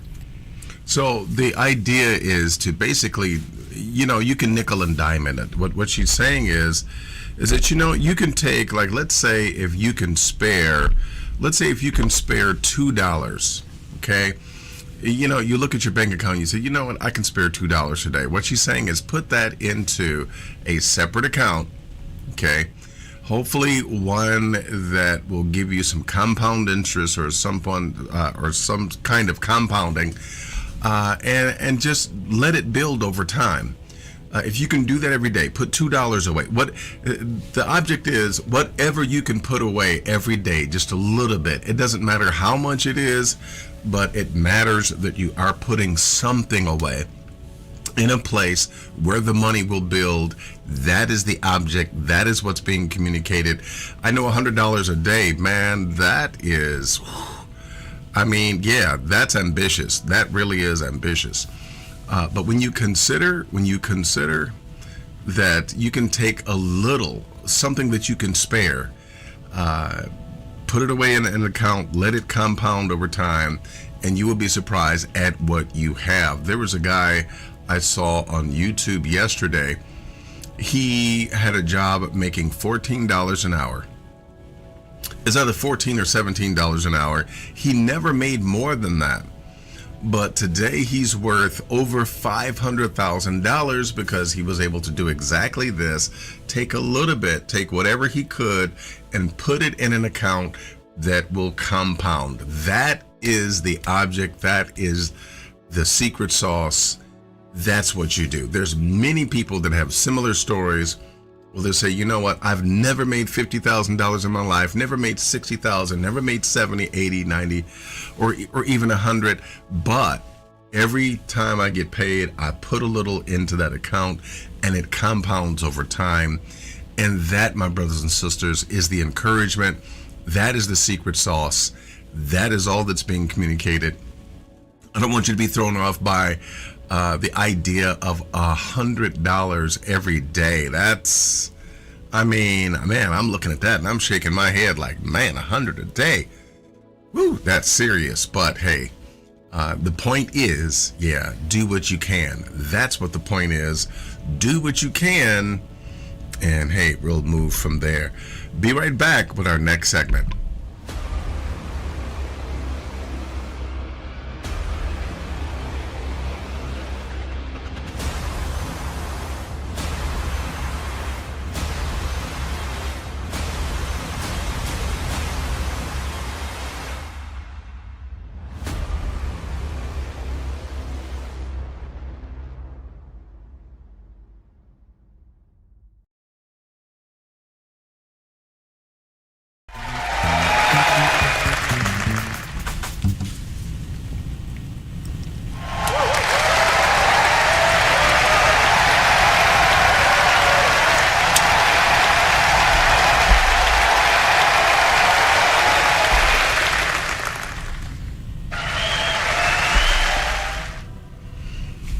It's time for How Hebrew Are You? Do I know about the languages? Do I know about the languages in the Tanakh?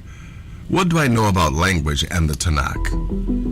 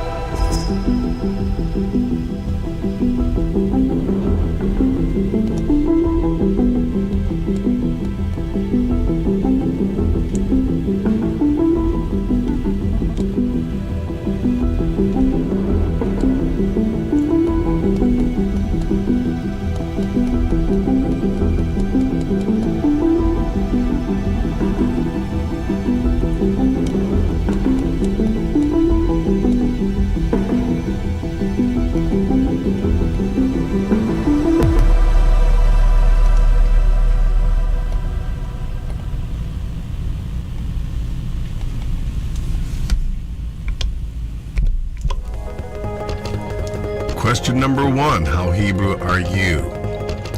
What event in the Tanakh explains the scattering of humanity through the confusion of languages? What event in the Tanakh explains the scattering of humanity through the confusion of languages? Is it A, for Genesis 11, 1 through 9, or B, Exodus 19, 16 through 20, or C, for Judges 7, 1 and 8, or is it D, for Deuteronomy 34, verses 1 through 12? This should be easy. Which one is it?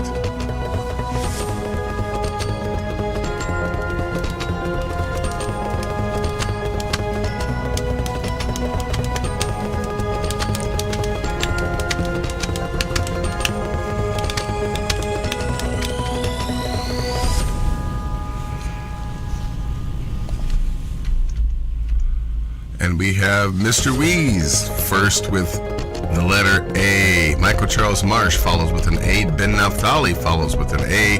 Then Miss H also follows with an A, along with George Evans. And of course, our elder Christine Croning, she does have the right answer, which is also going to be, oh, I'm not going to tell you which letter it is, but she says letter A. Raymond Radcliffe also has an A.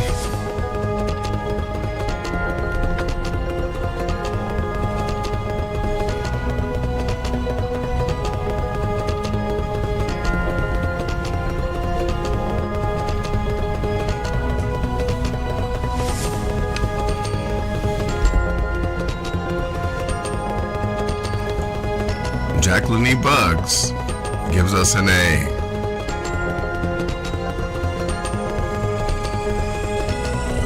And the answer is A, Genesis 11:5-7. And Yah came down to see the city and the tower which the children of men built.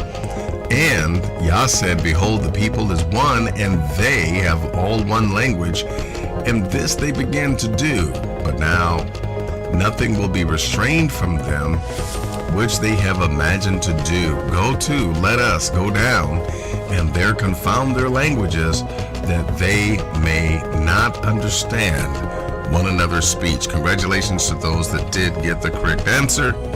Question number 2.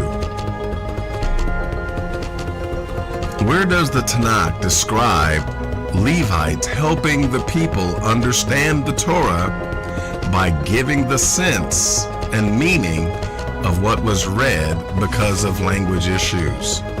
Where does the Tanakh describe Levites helping the people understand the Torah by giving the sense meaning of what was read because of language issues? Is it A, for Deuteronomy 31:9-13, or B, Nehemiah 8:7-8, or is it C, for 2 Kings 22:8-13, or is it D, for Ezra chapter 10:1-5?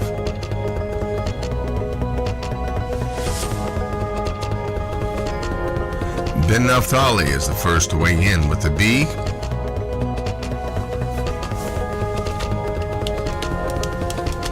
Michael Charles Marsh weighs in with the C.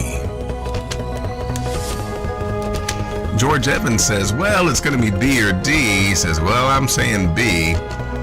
Miss H gives us a B with a question mark.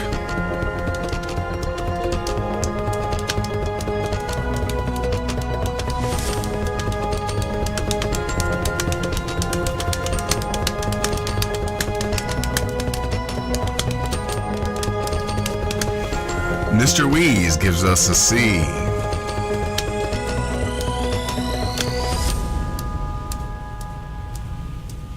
Anyone else weighing in, going once, going twice?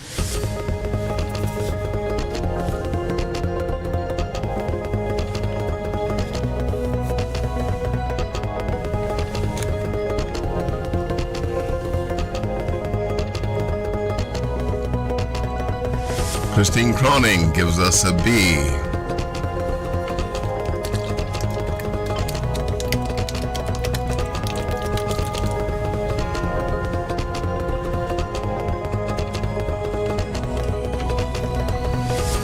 Jacqueline E. Bugs gives us a B. Raymond Radcliffe gives us a B.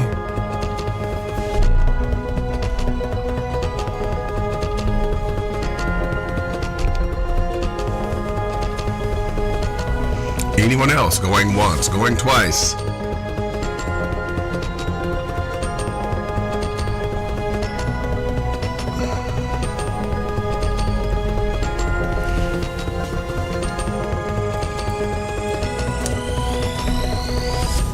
And the answer is B, coming to us from Nehemiah chapter 8:7-8, which reads, And Ezra blessed Yah, the great Elohim, and all the people answered, Amen, Amen, with lifting up their hands, and they bowed their heads and worshiped Yah with their faces to the ground. And the Levites caused the people to understand the law, and the people stood in their place. So they read in the book in the law of Elohim distinctly, and gave the sense, and caused them to understand the reading. Congratulations to everyone that did receive a correct answer. Question number 3. Which passage reports Judeans speaking the language of Ashdod and not speaking the language of Judah? Which passage reports Judeans speaking the language of Ashdod and not speaking the language of Judah? Is it A, for Ezra, chapter 7, verses 10 and 11? Or is it B, for Nehemiah, chapters 13, verses 23 through 24? Or C, is it Psalms 137, verses 1 through 4? Or is it D, for Isaiah 36, verses 11 and 12?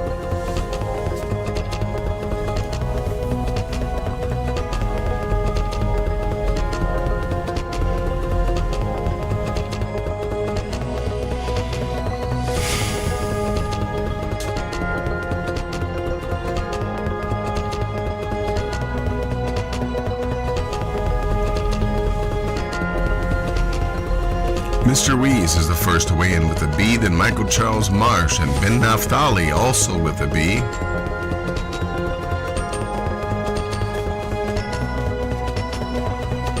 Miss H also gives us a B. Jacqueline E. Buggs gives us a B.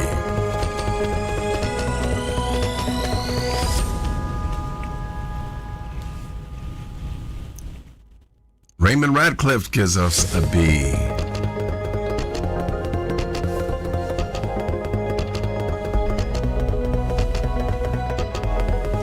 Going once, going twice.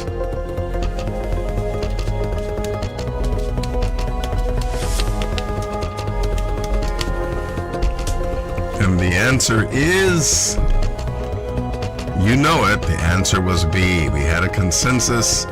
Everyone got it right. Yes, the answer is B, coming from Nehemiah 13, verses 23 and 24, which reads, "In those days also saw I Jews that had married wives of Ashdod, of Ammon, and of Moab, and their children spake half in the speech of Ashdod, and could not speak in the Jews' language, but according to the language of each people." Congratulations to everyone that had the correct answer. Question number 4.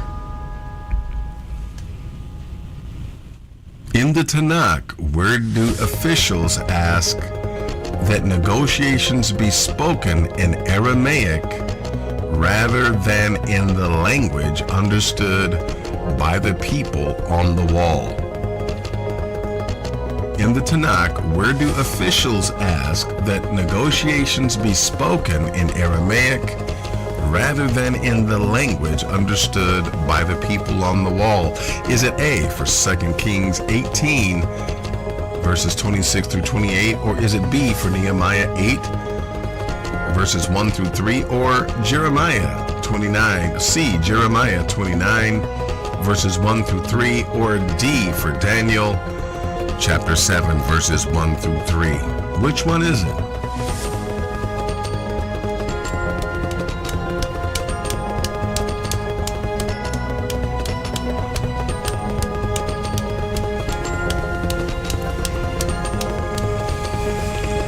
Ben Naphtali is the first to give us an A. Mr. Wees also backs it up with an A, as well as Michael Charles Marsh gives us an A.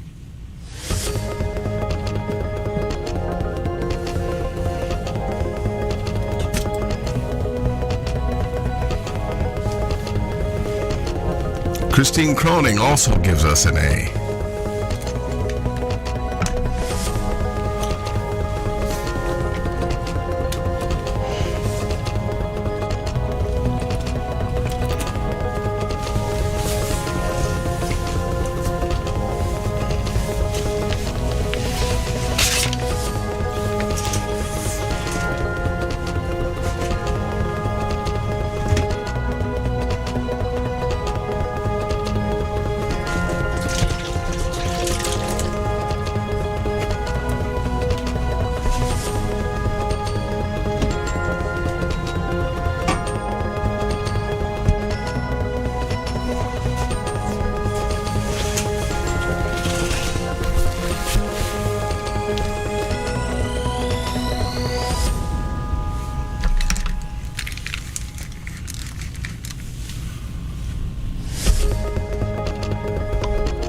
And the answer is A. Yes, the answer is A. Coming to us from 2 Kings 18, verses 26 to 28, it also has a parallel in Isaiah 36:11 through 12, which reads, Then said Eliakim, the son of Hilkiah, and Shebna, and Yoha, unto Rabshakeh, Speak, I pray thee, to thy servants in the Syrian language, for we understand it, and talk not with us in the Jews' language. Then Rabshakeh stood and cried with a loud voice in the Jews' language, and spake, saying, Hear the word of the great king, the king of Assyria. Congratulations to everyone that did receive correct answers. This has been How Hebrew Are You?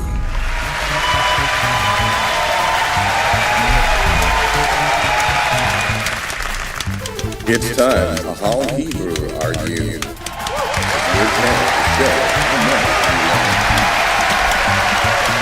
A fun learning exercise.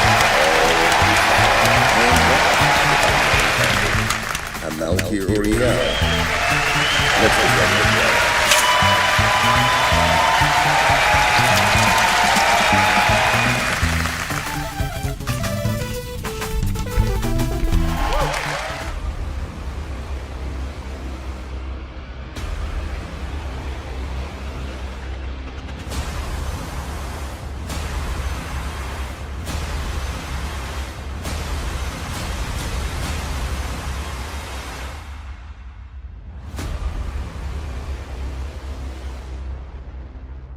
Hi, I'm Melky Uriel, and I want to come to your church or to sit down with you, Pastor, and have a build where we discuss, open up scriptures, and discuss the realities behind the Hebrew way of life and following the laws.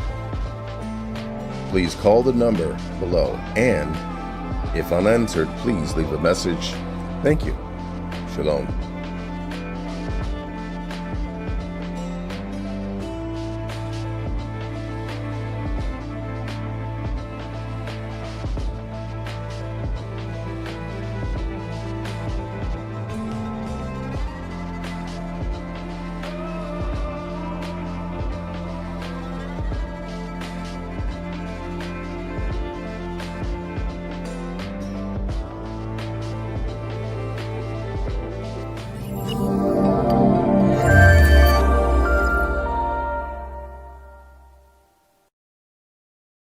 Really makes you laugh.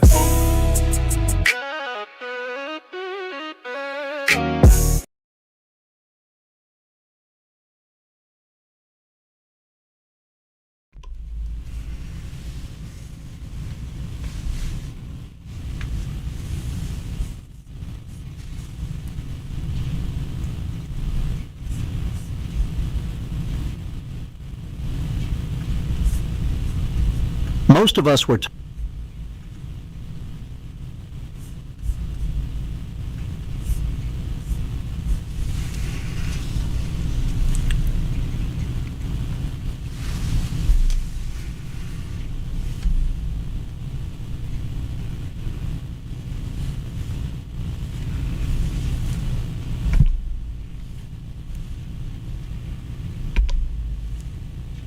taught that on the seventh day, God rested, as if the work of creation had simply worn him out. But the Hebrew text never actually says that. Most of us were taught that on the seventh day, God rested, as if the work of creation had simply worn him out. But the Hebrew text never actually says that. The verb in Genesis chapter 2 doesn't describe recovery from exhaustion. It describes something deliberate, intentional. It means to stop. And that small difference changes everything. Because if God didn't stop due to fatigue, then the stopping itself must be part of the design. In fact, the Hebrew uses 3 separate verbs in sequence. Finish, stop, set apart. Today we're going back to Genesis chapter 2, verses 1 to 3, and letting the language explain what day 7 really is, and why humanity's very first full day was not work, but entering a finished creation. In the Day 7 video, we discovered that the Hebrew word Shabbat doesn't mean rest. It means to cease, to stop. God wasn't recovering from exhaustion. He was marking his work as complete. The Hebrew text of Genesis chapter 2, verses 1 to 3, uses three distinct verbs to describe what happens on day 7. And their relationship reveals the structure of what God is doing. These three verbs are kala, to finish, to complete; Shabbat, to cease, to desist; kadesh, to set apart, to sanctify. Each verb appears in a specific sequence, and that sequence matters. Let's look at them one at a time. First, kala, to finish, to complete. Let's start with verse 1. Vayichlu hashamayim v'haaretz v'chol tzva'am, and the heavens and the earth were finished, and all their host. The verb here is vayichlu, from the root kala. It means to finish, to complete, to bring something to its intended conclusion. Then in verse 2, Vayachal Elohim bayom hashvi'i melachto asher asa, and God finished on the 7th day his work which he had done. Again, the verb kala. God completes his work. Now here's what's important. Kala doesn't just mean done. It marks the transition from process to state. When something is kala, it moves from becoming to being. We see this pattern throughout Genesis. In Genesis chapter 6, verse 16, Noah's ark is kala, completed and ready. In Genesis chapter 41, verse 53, the 7 years of plenty are kala. They come to their appointed end. In Genesis chapter 49, verse 33, Jacob kala commanding his sons, and then he dies. His speaking reaches its conclusion. So when Genesis chapter 2 says the heavens and the earth were kala, it's not just saying God stopped making things. It's saying creation arrived. The 6 days were movement. Day 7 is arrival. Creation doesn't just stop. It reaches its intended goal. Second, Shabbat, to cease, to desist. Now listen to verse 2 again. Vayashavta bayom hashvi'i mikol melachto asher asa. And he ceased on the 7th day from all his work which he had done. And verse 3, Ki bo Shabbat mikol melachto asher bara Elohim la'asot. Because on it he ceased from all his work which God created to make. The verb Shabbat appears twice. This is the first time the word Shabbat appears in Scripture. Shabbat means to cease, to desist, to stop. It's not about being tired. It's about deliberately stopping an activity. Later in the Bible, we see Shabbat used in very specific ways. In Exodus chapter 5, verse 5, Pharaoh accuses Moses of making the people Shabbat, cease from their labor. In Exodus chapter 16, verse 30, the people Shabbat on the 7th day. And this happens before the giving of the law at Sinai. In Exodus chapter 23, verse 12, God commands, 6 days you shall work, and on the 7th you shall Shabbat. Every time, Shabbat is active cessation. It's not passive. It's a decision to desist. Here's the critical detail. In Genesis chapter 2, Shabbat appears in the kal stem, the simple action form. It's not the hifil, the causative form. God isn't causing something else to stop. He himself stops. Now, please keep in mind, when individuals, I've heard atheists say, well, see, the scripture says that he rested. You know why? Because he was tired. And if he's God, how could he be tired? See, that ain't right. But in the hifil stem, if he was caused to stop, the tiredness would have caused him to stop. But if you notice, it's the kal stem, which is the Hebrew perfect or past tense. He simply stopped. This is self-imposed cessation. God's cessation is not forced by exhaustion or limitation. Isaiah chapter 40, verse 28 makes this clear. The Creator of the ends of the earth does not grow faint or weary. God stops because stopping itself completes the work. The cessation is voluntary, and the cessation is purposeful. Third, kadesh, to set apart, to sanctify. Now verse 3. Vayivarech Elohim et yom hashvi'i vayekadesh eto. And God blessed the 7th day and sanctified it. The verb is vayekadesh, from the root kadesh, to set apart, to make holy, to sanctify. This is the first occurrence of the word kadesh in all of Scripture. The root appears over 830 times in the Hebrew Bible, but it begins here. Later, we see Kadesh used to describe the following. In Exodus chapter 19, verse 23, Moses is commanded to Kadesh the people, set them apart, before they meet God at Sinai. In Exodus chapter 29, verse 43, God says the tabernacle will be Kadesh by his glory. In Leviticus chapter 20, verse 8, God declares, I am Yahweh who makes you Kadesh. The pattern is consistent. Kadesh always involves separation for a purpose. Holiness is not about intrinsic moral purity, it's about designation for function. Here's what's revolutionary. In Genesis chapter 2, verse 3, the object of Kadesh is time, Yom HaShvi'i, the seventh day. Not space, not people, not objects, time. Before there is a holy people, Israel. Before there is a holy place, the tabernacle or temple. Before there are holy objects, the ark, the altar, there is holy time. So let's put the three verbs together. Kala, completion. Creation has reached its goal. Shabbat, cessation. God voluntarily stops creating. Kodesh, sanctification. The stopping itself is made holy. The pattern is completion leads to cessation, and cessation leads to sanctification. Here's the implication. Holiness emerges from cessation. The day is set apart because God stopped. The stopping is not incidental. It's the content of the holiness. Now we need to ask a deeper question. Why does God stop? The surface answer is simple. The work is done, so there's nothing left to do. But that raises a problem. God is infinite. He could create infinitely. He could make more galaxies, more creatures, more kinds of life. Why stop at 6 days? Here's the deeper answer. God stops to reveal what completion means. Look at how the text emphasizes the stopping. In verse 2, the phrase, his work which he had done, appears. In verse 3, it appears again, his work which God created to make. The repetition of which he had done forces the reader to notice the doneness of the work. And the phrase, the seventh day, appears 3 times in 2 verses. The text slows us down to pay attention to the stopping itself. Here's the implication. Cessation is not a consequence of completion. Cessation defines completion. If God kept creating, creation would remain incomplete. Not because more things needed to be made, but because the stopping is part of what makes creation whole. The stopping is not an afterthought.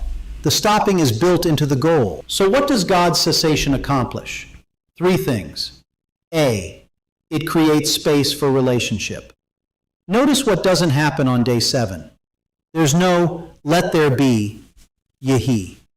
There's no, and God made, Vayas. There's no, and God saw that it was good, Kitov. What does happen? God blesses, Vayavarech. God sanctifies, Vayakadesh.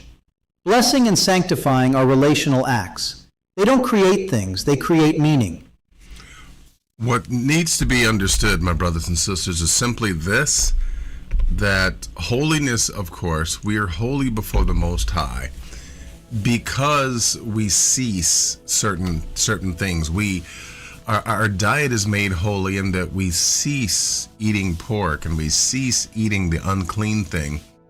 And because we cease working on we stop working on Shabbat, it is holy because we have stopped. In other words, we have said, you know what, it's finished, it's done. Everything that needed to be eaten or needed to be done, it has been done. I am stopping. On that note, everything that happened last week, if you wanted to do more, if you wanted to, add something or do something, the week is complete. Everything that needed to happen, everything that the Most High ordained to be happen, did happen.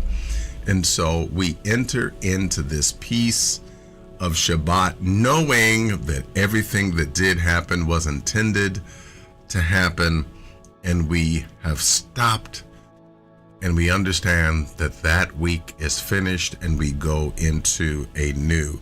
So with that being the case, hey, we're going to continue here. This has been the Scholar Spotlight, and guess what? We're getting ready to start our last segment. Be right back.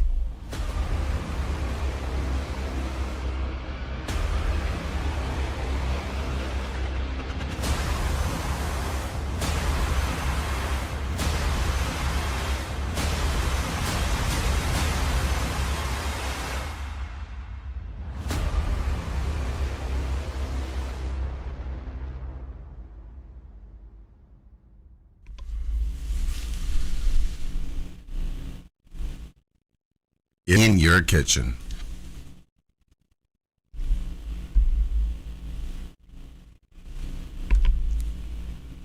Look what we got. Oh, I really like smoked paprika. Oh man, that stuff is good. Beautiful. A little curry powder for some extra flavor. Gorgeous. Last but not least, some of my homemade green seasoning. The recipe is on my channel. This is optional, but it's gonna provide an extra little flavor in that fried chicken. Homemade green seasoning. Interesting. Mix it up.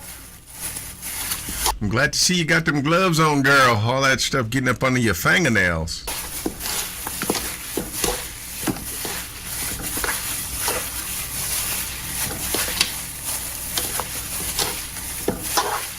This chicken is raw and it's already looking so amazing, so just know when it's cooked, it's gonna be a hit. So now that it's nicely seasoned, I'm just gonna go ahead and just put some buttermilk on here.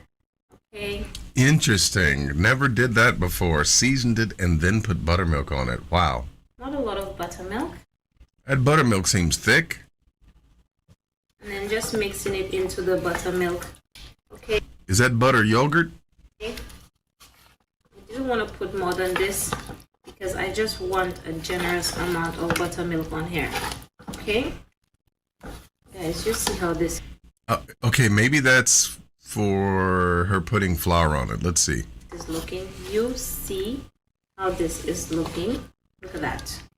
See?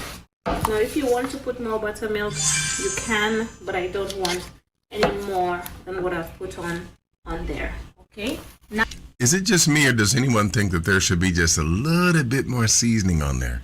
now I'm just covering it up because we're gonna push it into the fridge for at least 2 hours before we fry it up. Okay guys, so all the flavors can settle and this is going to be amazing. So now we're working on our greens. Do you see how nice and fresh? And this is what the packet looks like. If you look, you will see I got it from Tesco. See, fresh greens. And according to the instructions in the back, guys, it just says wash before use and you can just cook it for 4 to 5 minutes, okay?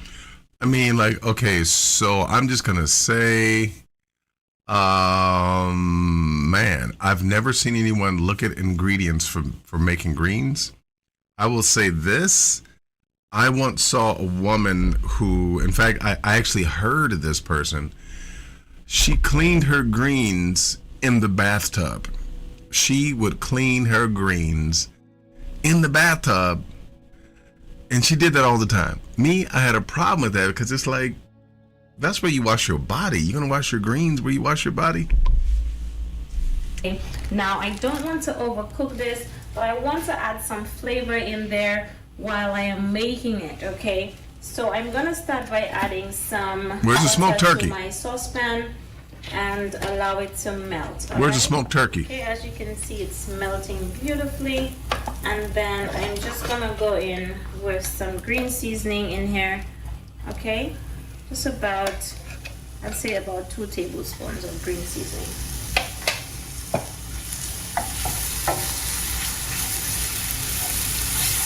And the green seasoning has onions, garlic, and all that good stuff in there, okay? Some peppers, all that beautiful stuff. If you want to find the recipe for the green seasoning, all you need to do is just search Tarian's Kitchen green seasoning or just look down below in the description box, all right? Now I'm also going to be adding some smoked sausage to the greens. That is optional, but the smoked sausage I'm using is this one Smoked from sausage. Lidl in the UK. All right, and I just chopped it up. Okay. No kielbasa. Kielbasa has pig in it, unless that's beef kielbasa. I didn't see the package good enough. Okay, so this is the smoked sausage that I'm using in here. Like I said, it's optional. You don't have to use it. And you just want to fry that up with the green seasoning. Yeah, I think I know where you're going with the recipe. Like when we make greens, I don't think we do it by recipe, right? And I like to fry mine up for at least about a minute, okay? And this is where I like to go in with my freshly washed greens. Now this is going to reduce, so don't worry about the size of the pan, okay? I use smoked turkey, okay? I use smoked turkey. We don't do pig. Okay. This is going to reduce. I'm also just going to add a little garlic powder in here, black pepper as well. Beautiful. Okay, this is going to reduce, like I said.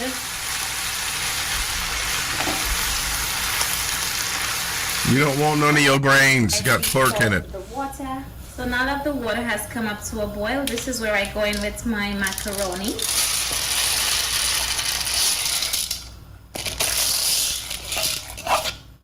And just mix that up. We don't want your greens. I'm gonna be cooking my macaroni for about 8 to 9 minutes, okay? Just 8-9 minutes before we drain it off. As you can see, it's nicely cooked. It's been cooking for the past 7-8 minutes, and it's definitely cooked, okay? I don't want this to get mushy or anything like that, so this is where I'm just gonna turn it off, and we are gonna drain it off.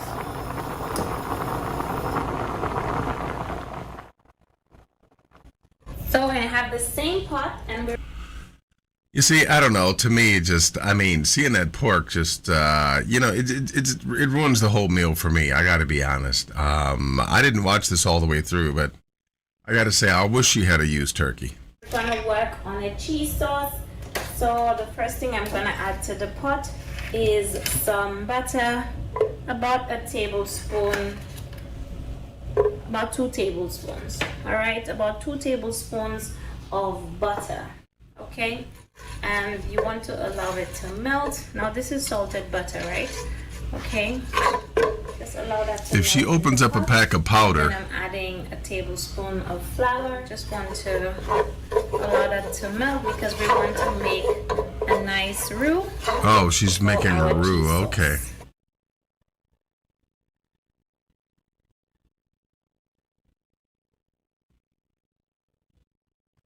Now I'm going in with my milk, and you want to put a little bit at a time, okay, while we whisk it in.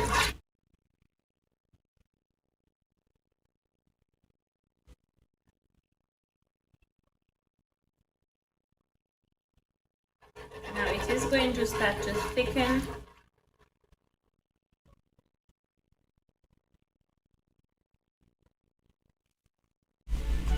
Yeah, I agree. You do have to watch the casings. I was in the store and I had purchased like some beef Polish, and I was getting ready to check out, and I saw that they had the pork casings on it. I'm like, man, I had my mouth set for some of those. I was actually going to make some chili dogs with beef Polish sausage, and it, you know, I had my mind set, and when I saw the pork casing, it ruined it all for me.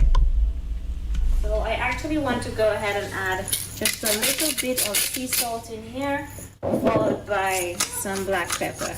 Okay, just a little green seasoning in this mac and cheese. Okay, about 2 tablespoons.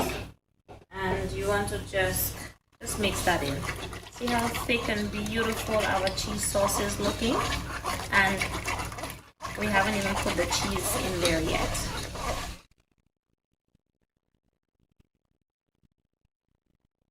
Here I have my cheese, and I have some mozzarella, I have some mature cheddar and some red Leicester cheese, And I'm just gonna go ahead and just put a generous amount from each into this. Did she say Leicester cheese or cheddar cheese? Okay, beautiful. Now make sure your heat is on really low for this. Then you just want to mix it up, because this is going to give you a nice and thick and rich cheese sauce in no time. Look at that. Guys, look at this. You see this? Yes.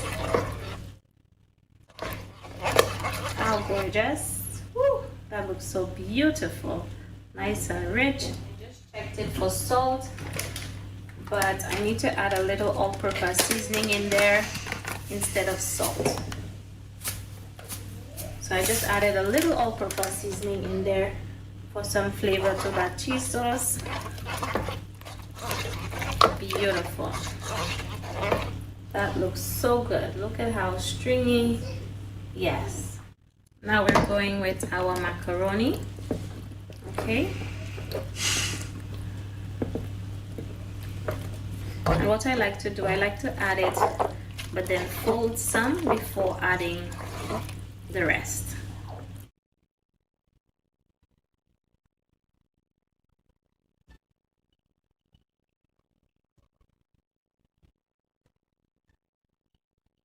I'm gonna add just a little bit more of the red Leicester cheese in here, just for a little color and flavor too. Wow. And you know we need to go in with our paprika, right? That gorgeous paprika, we need to add some in here. So, beautiful. Now I have preheated my oven, because as soon as I am done, this is going to be going into the oven. Look at that, my loves. You see this? That looks so good. So amazing. So let's go ahead. Well, you know. Let's see how it looks when it comes out the oven. That smells and looks so amazing, and you know it's going to be even better. Do you see this, my love? So I've got my cheese for the top. Okay, and guys, one thing I will tell you, it's so much better to use grated cheese for your mac and cheese than the one that's in the packet, because I just find that it melts so much better. Okay, so this is why I personally hand grated my cheese. Okay, a lot of effort and love into this mac and cheese. Okay.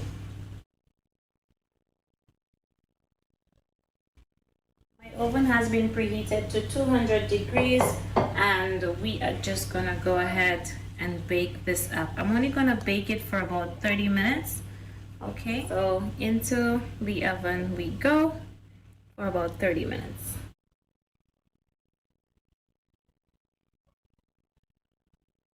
And I'm just going to be using 1.5 cups of cornmeal, followed by 1/2 cup of plain flour.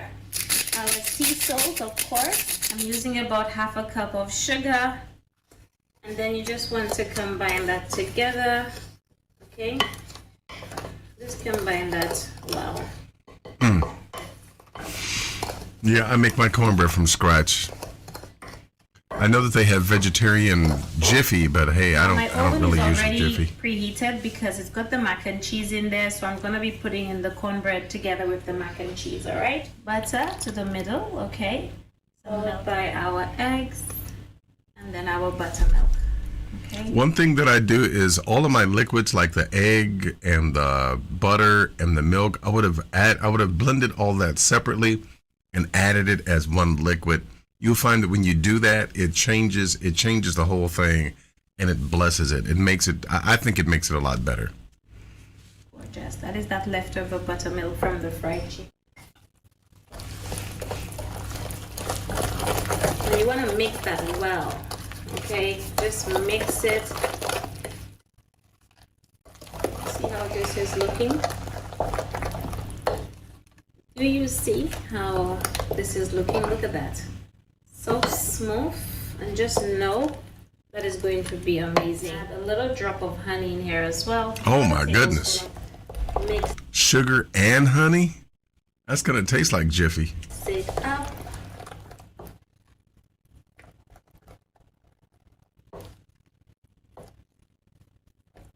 So here I've got my enamel baking dish, and I'm just gonna go ahead and just pour in my beautiful cornbread mixture in here.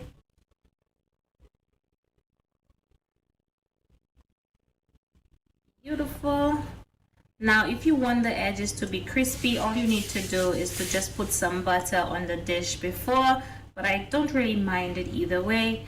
And this is it, my darling. Into the oven we go. I'm gonna come back in about 30-35 minutes to show you how it's looking. Yes, my darlings. I just pulled out the chicken from the fridge. I have a bowl that's got some flour, and we are just gonna season it up. I'm just gonna put some sea salt, a bit of garlic powder, some paprika. I like to see that she is seasoning the flour. Powder, just a little. Putting in some all-purpose seasoning in there as well, and mix.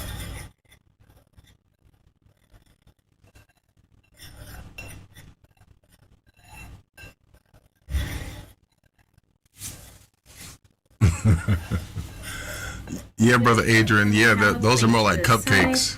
And once I dip my chicken into this beautiful batter, I am just Wear your gonna gloves, set woman. it Wear your on the gloves. side on that plate to rest before we fry it, okay? So just dip the chicken in here like so. Beautiful. And be sure to squeeze it in there as well, okay? See this, my loves?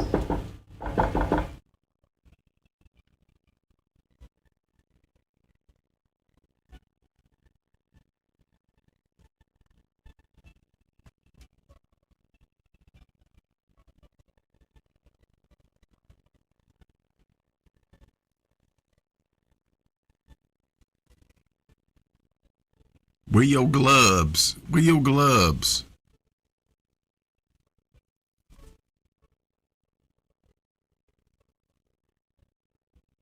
So this is my chicken nicely battered. I'm actually gonna let it rest for at least 15 minutes before we fry it up, okay? Just adding some oil in my mini fryer, okay? And I really love this mini fryer. I find that you don't have to use too much oil in order to actually use it. So this is why I love it. So I end up using about 1.5 liters of oil. Here we have our mac and cheese.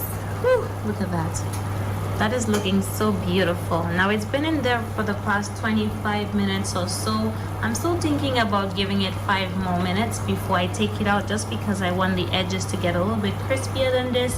And yes, my loves, I'm gonna push it back in 5 more minutes, then we're gonna remove it. I'm just checking if my oil is ready, and it's not quite ready yet. Okay, so I just put a little piece of batter in there to see how it's going to do, and it wasn't quite ready yet to go into my fryer. Okay, this is more like it. Okay, so I'm just gonna remove this, and then we're gonna get started with frying our gorgeous chicken. I'm just placing it in here like so. I'm probably just gonna fry about 2-3 of them at once, and then that will be it. Into the pot we go. Look at that. Gorgeous. And I'm only gonna fry them for at least 8 to 10 minutes. Okay, so it's going to be beautiful.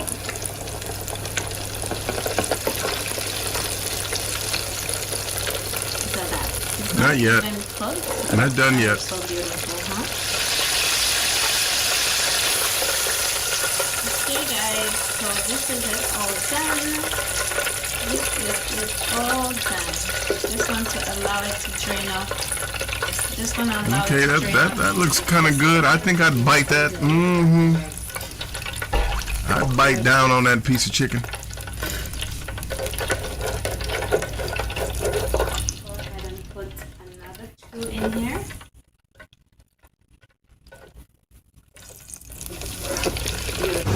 So this is our mac and cheese, all done.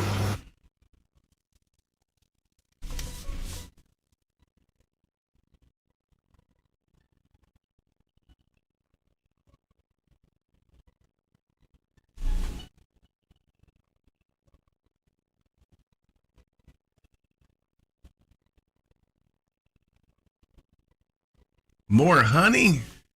Oh, Lord, that's going to be some sweet, sweet cornbread. Just take it off from here. Look at that. Woo, look at that. Wow.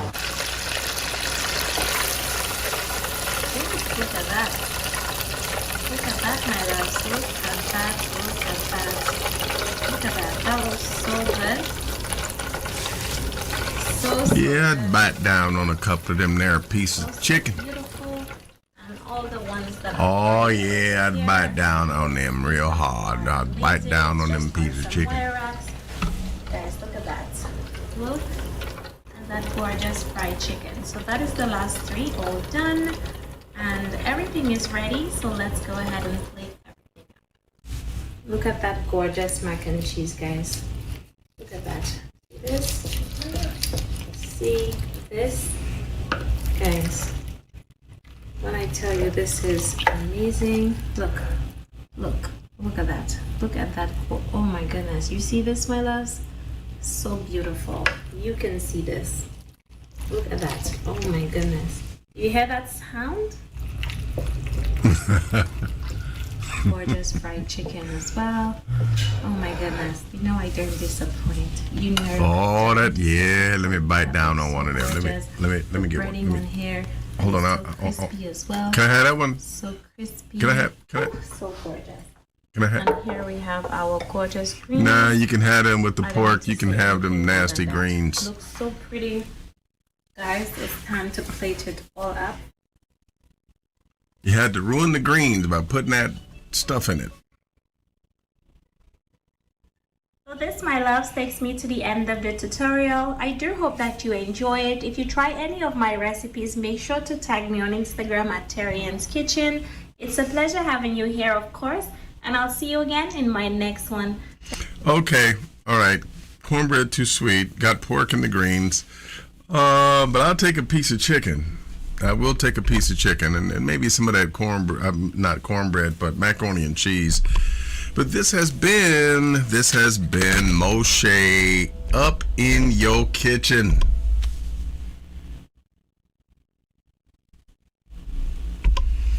I agree with you, Michael Charles Marsh. Meal is disqualified because of the pork. Sorry, it turned me off from the whole thing. Except for that chicken I could bite down on. But hey, now, what I did for this week, for this Shabbat, I don't know what you all are having. I actually took out the grill and I put some fish on the grill that is magnifique.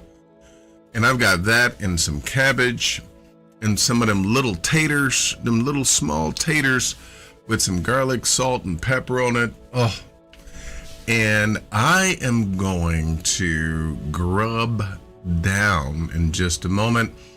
I've also, I meant to do some red beans and rice, but between the potatoes and the cabbage and the fish, I think I'm going to be doing real good. And I want to say that I've enjoyed this time together, my brothers and my sisters. I'm so thankful that you all are here with me. I don't know if there are any questions, but hey, if you have a question, you can go ahead and ask it now. Otherwise, I'm getting ready to go enjoy this food and let you all enjoy the rest of your Shabbat.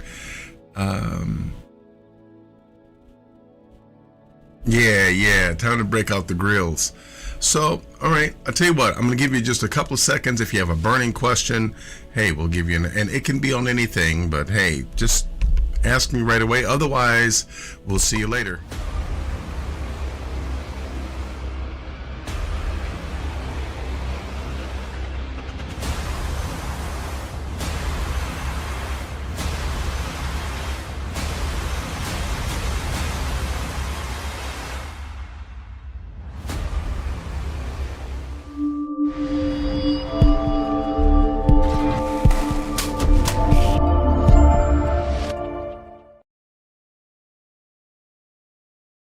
Really makes you laugh.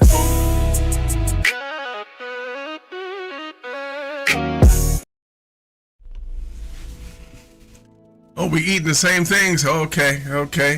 Well, hey, I pray that you enjoy yours as much as I'm about to join my sister. Be blessed, everyone. I agree with you, Michael Charles Marsh. Everyone do have a blessed week. I love you all. I will keep you in my prayers. I pray that the Most High bless you and that He manifests His hand in your life on this week. And with that being the case, hey, we release you to enjoy the rest of your Shabbat. Thank you very much for spending some time with me. And I pray that you've been edified, you've been blessed, you've been strengthened, as well as amused. Enjoy. And yeah, me too. I love me some baby lima beans. Mr. Weeze, yeah, I agree with you. I love those too. But hey, do enjoy the rest of your week. May the Most High bless you and keep you. And we will, Yah willing, we'll see you for midweek. And I think it's going to be a good one. Shabbat Shalom, family. Love you all.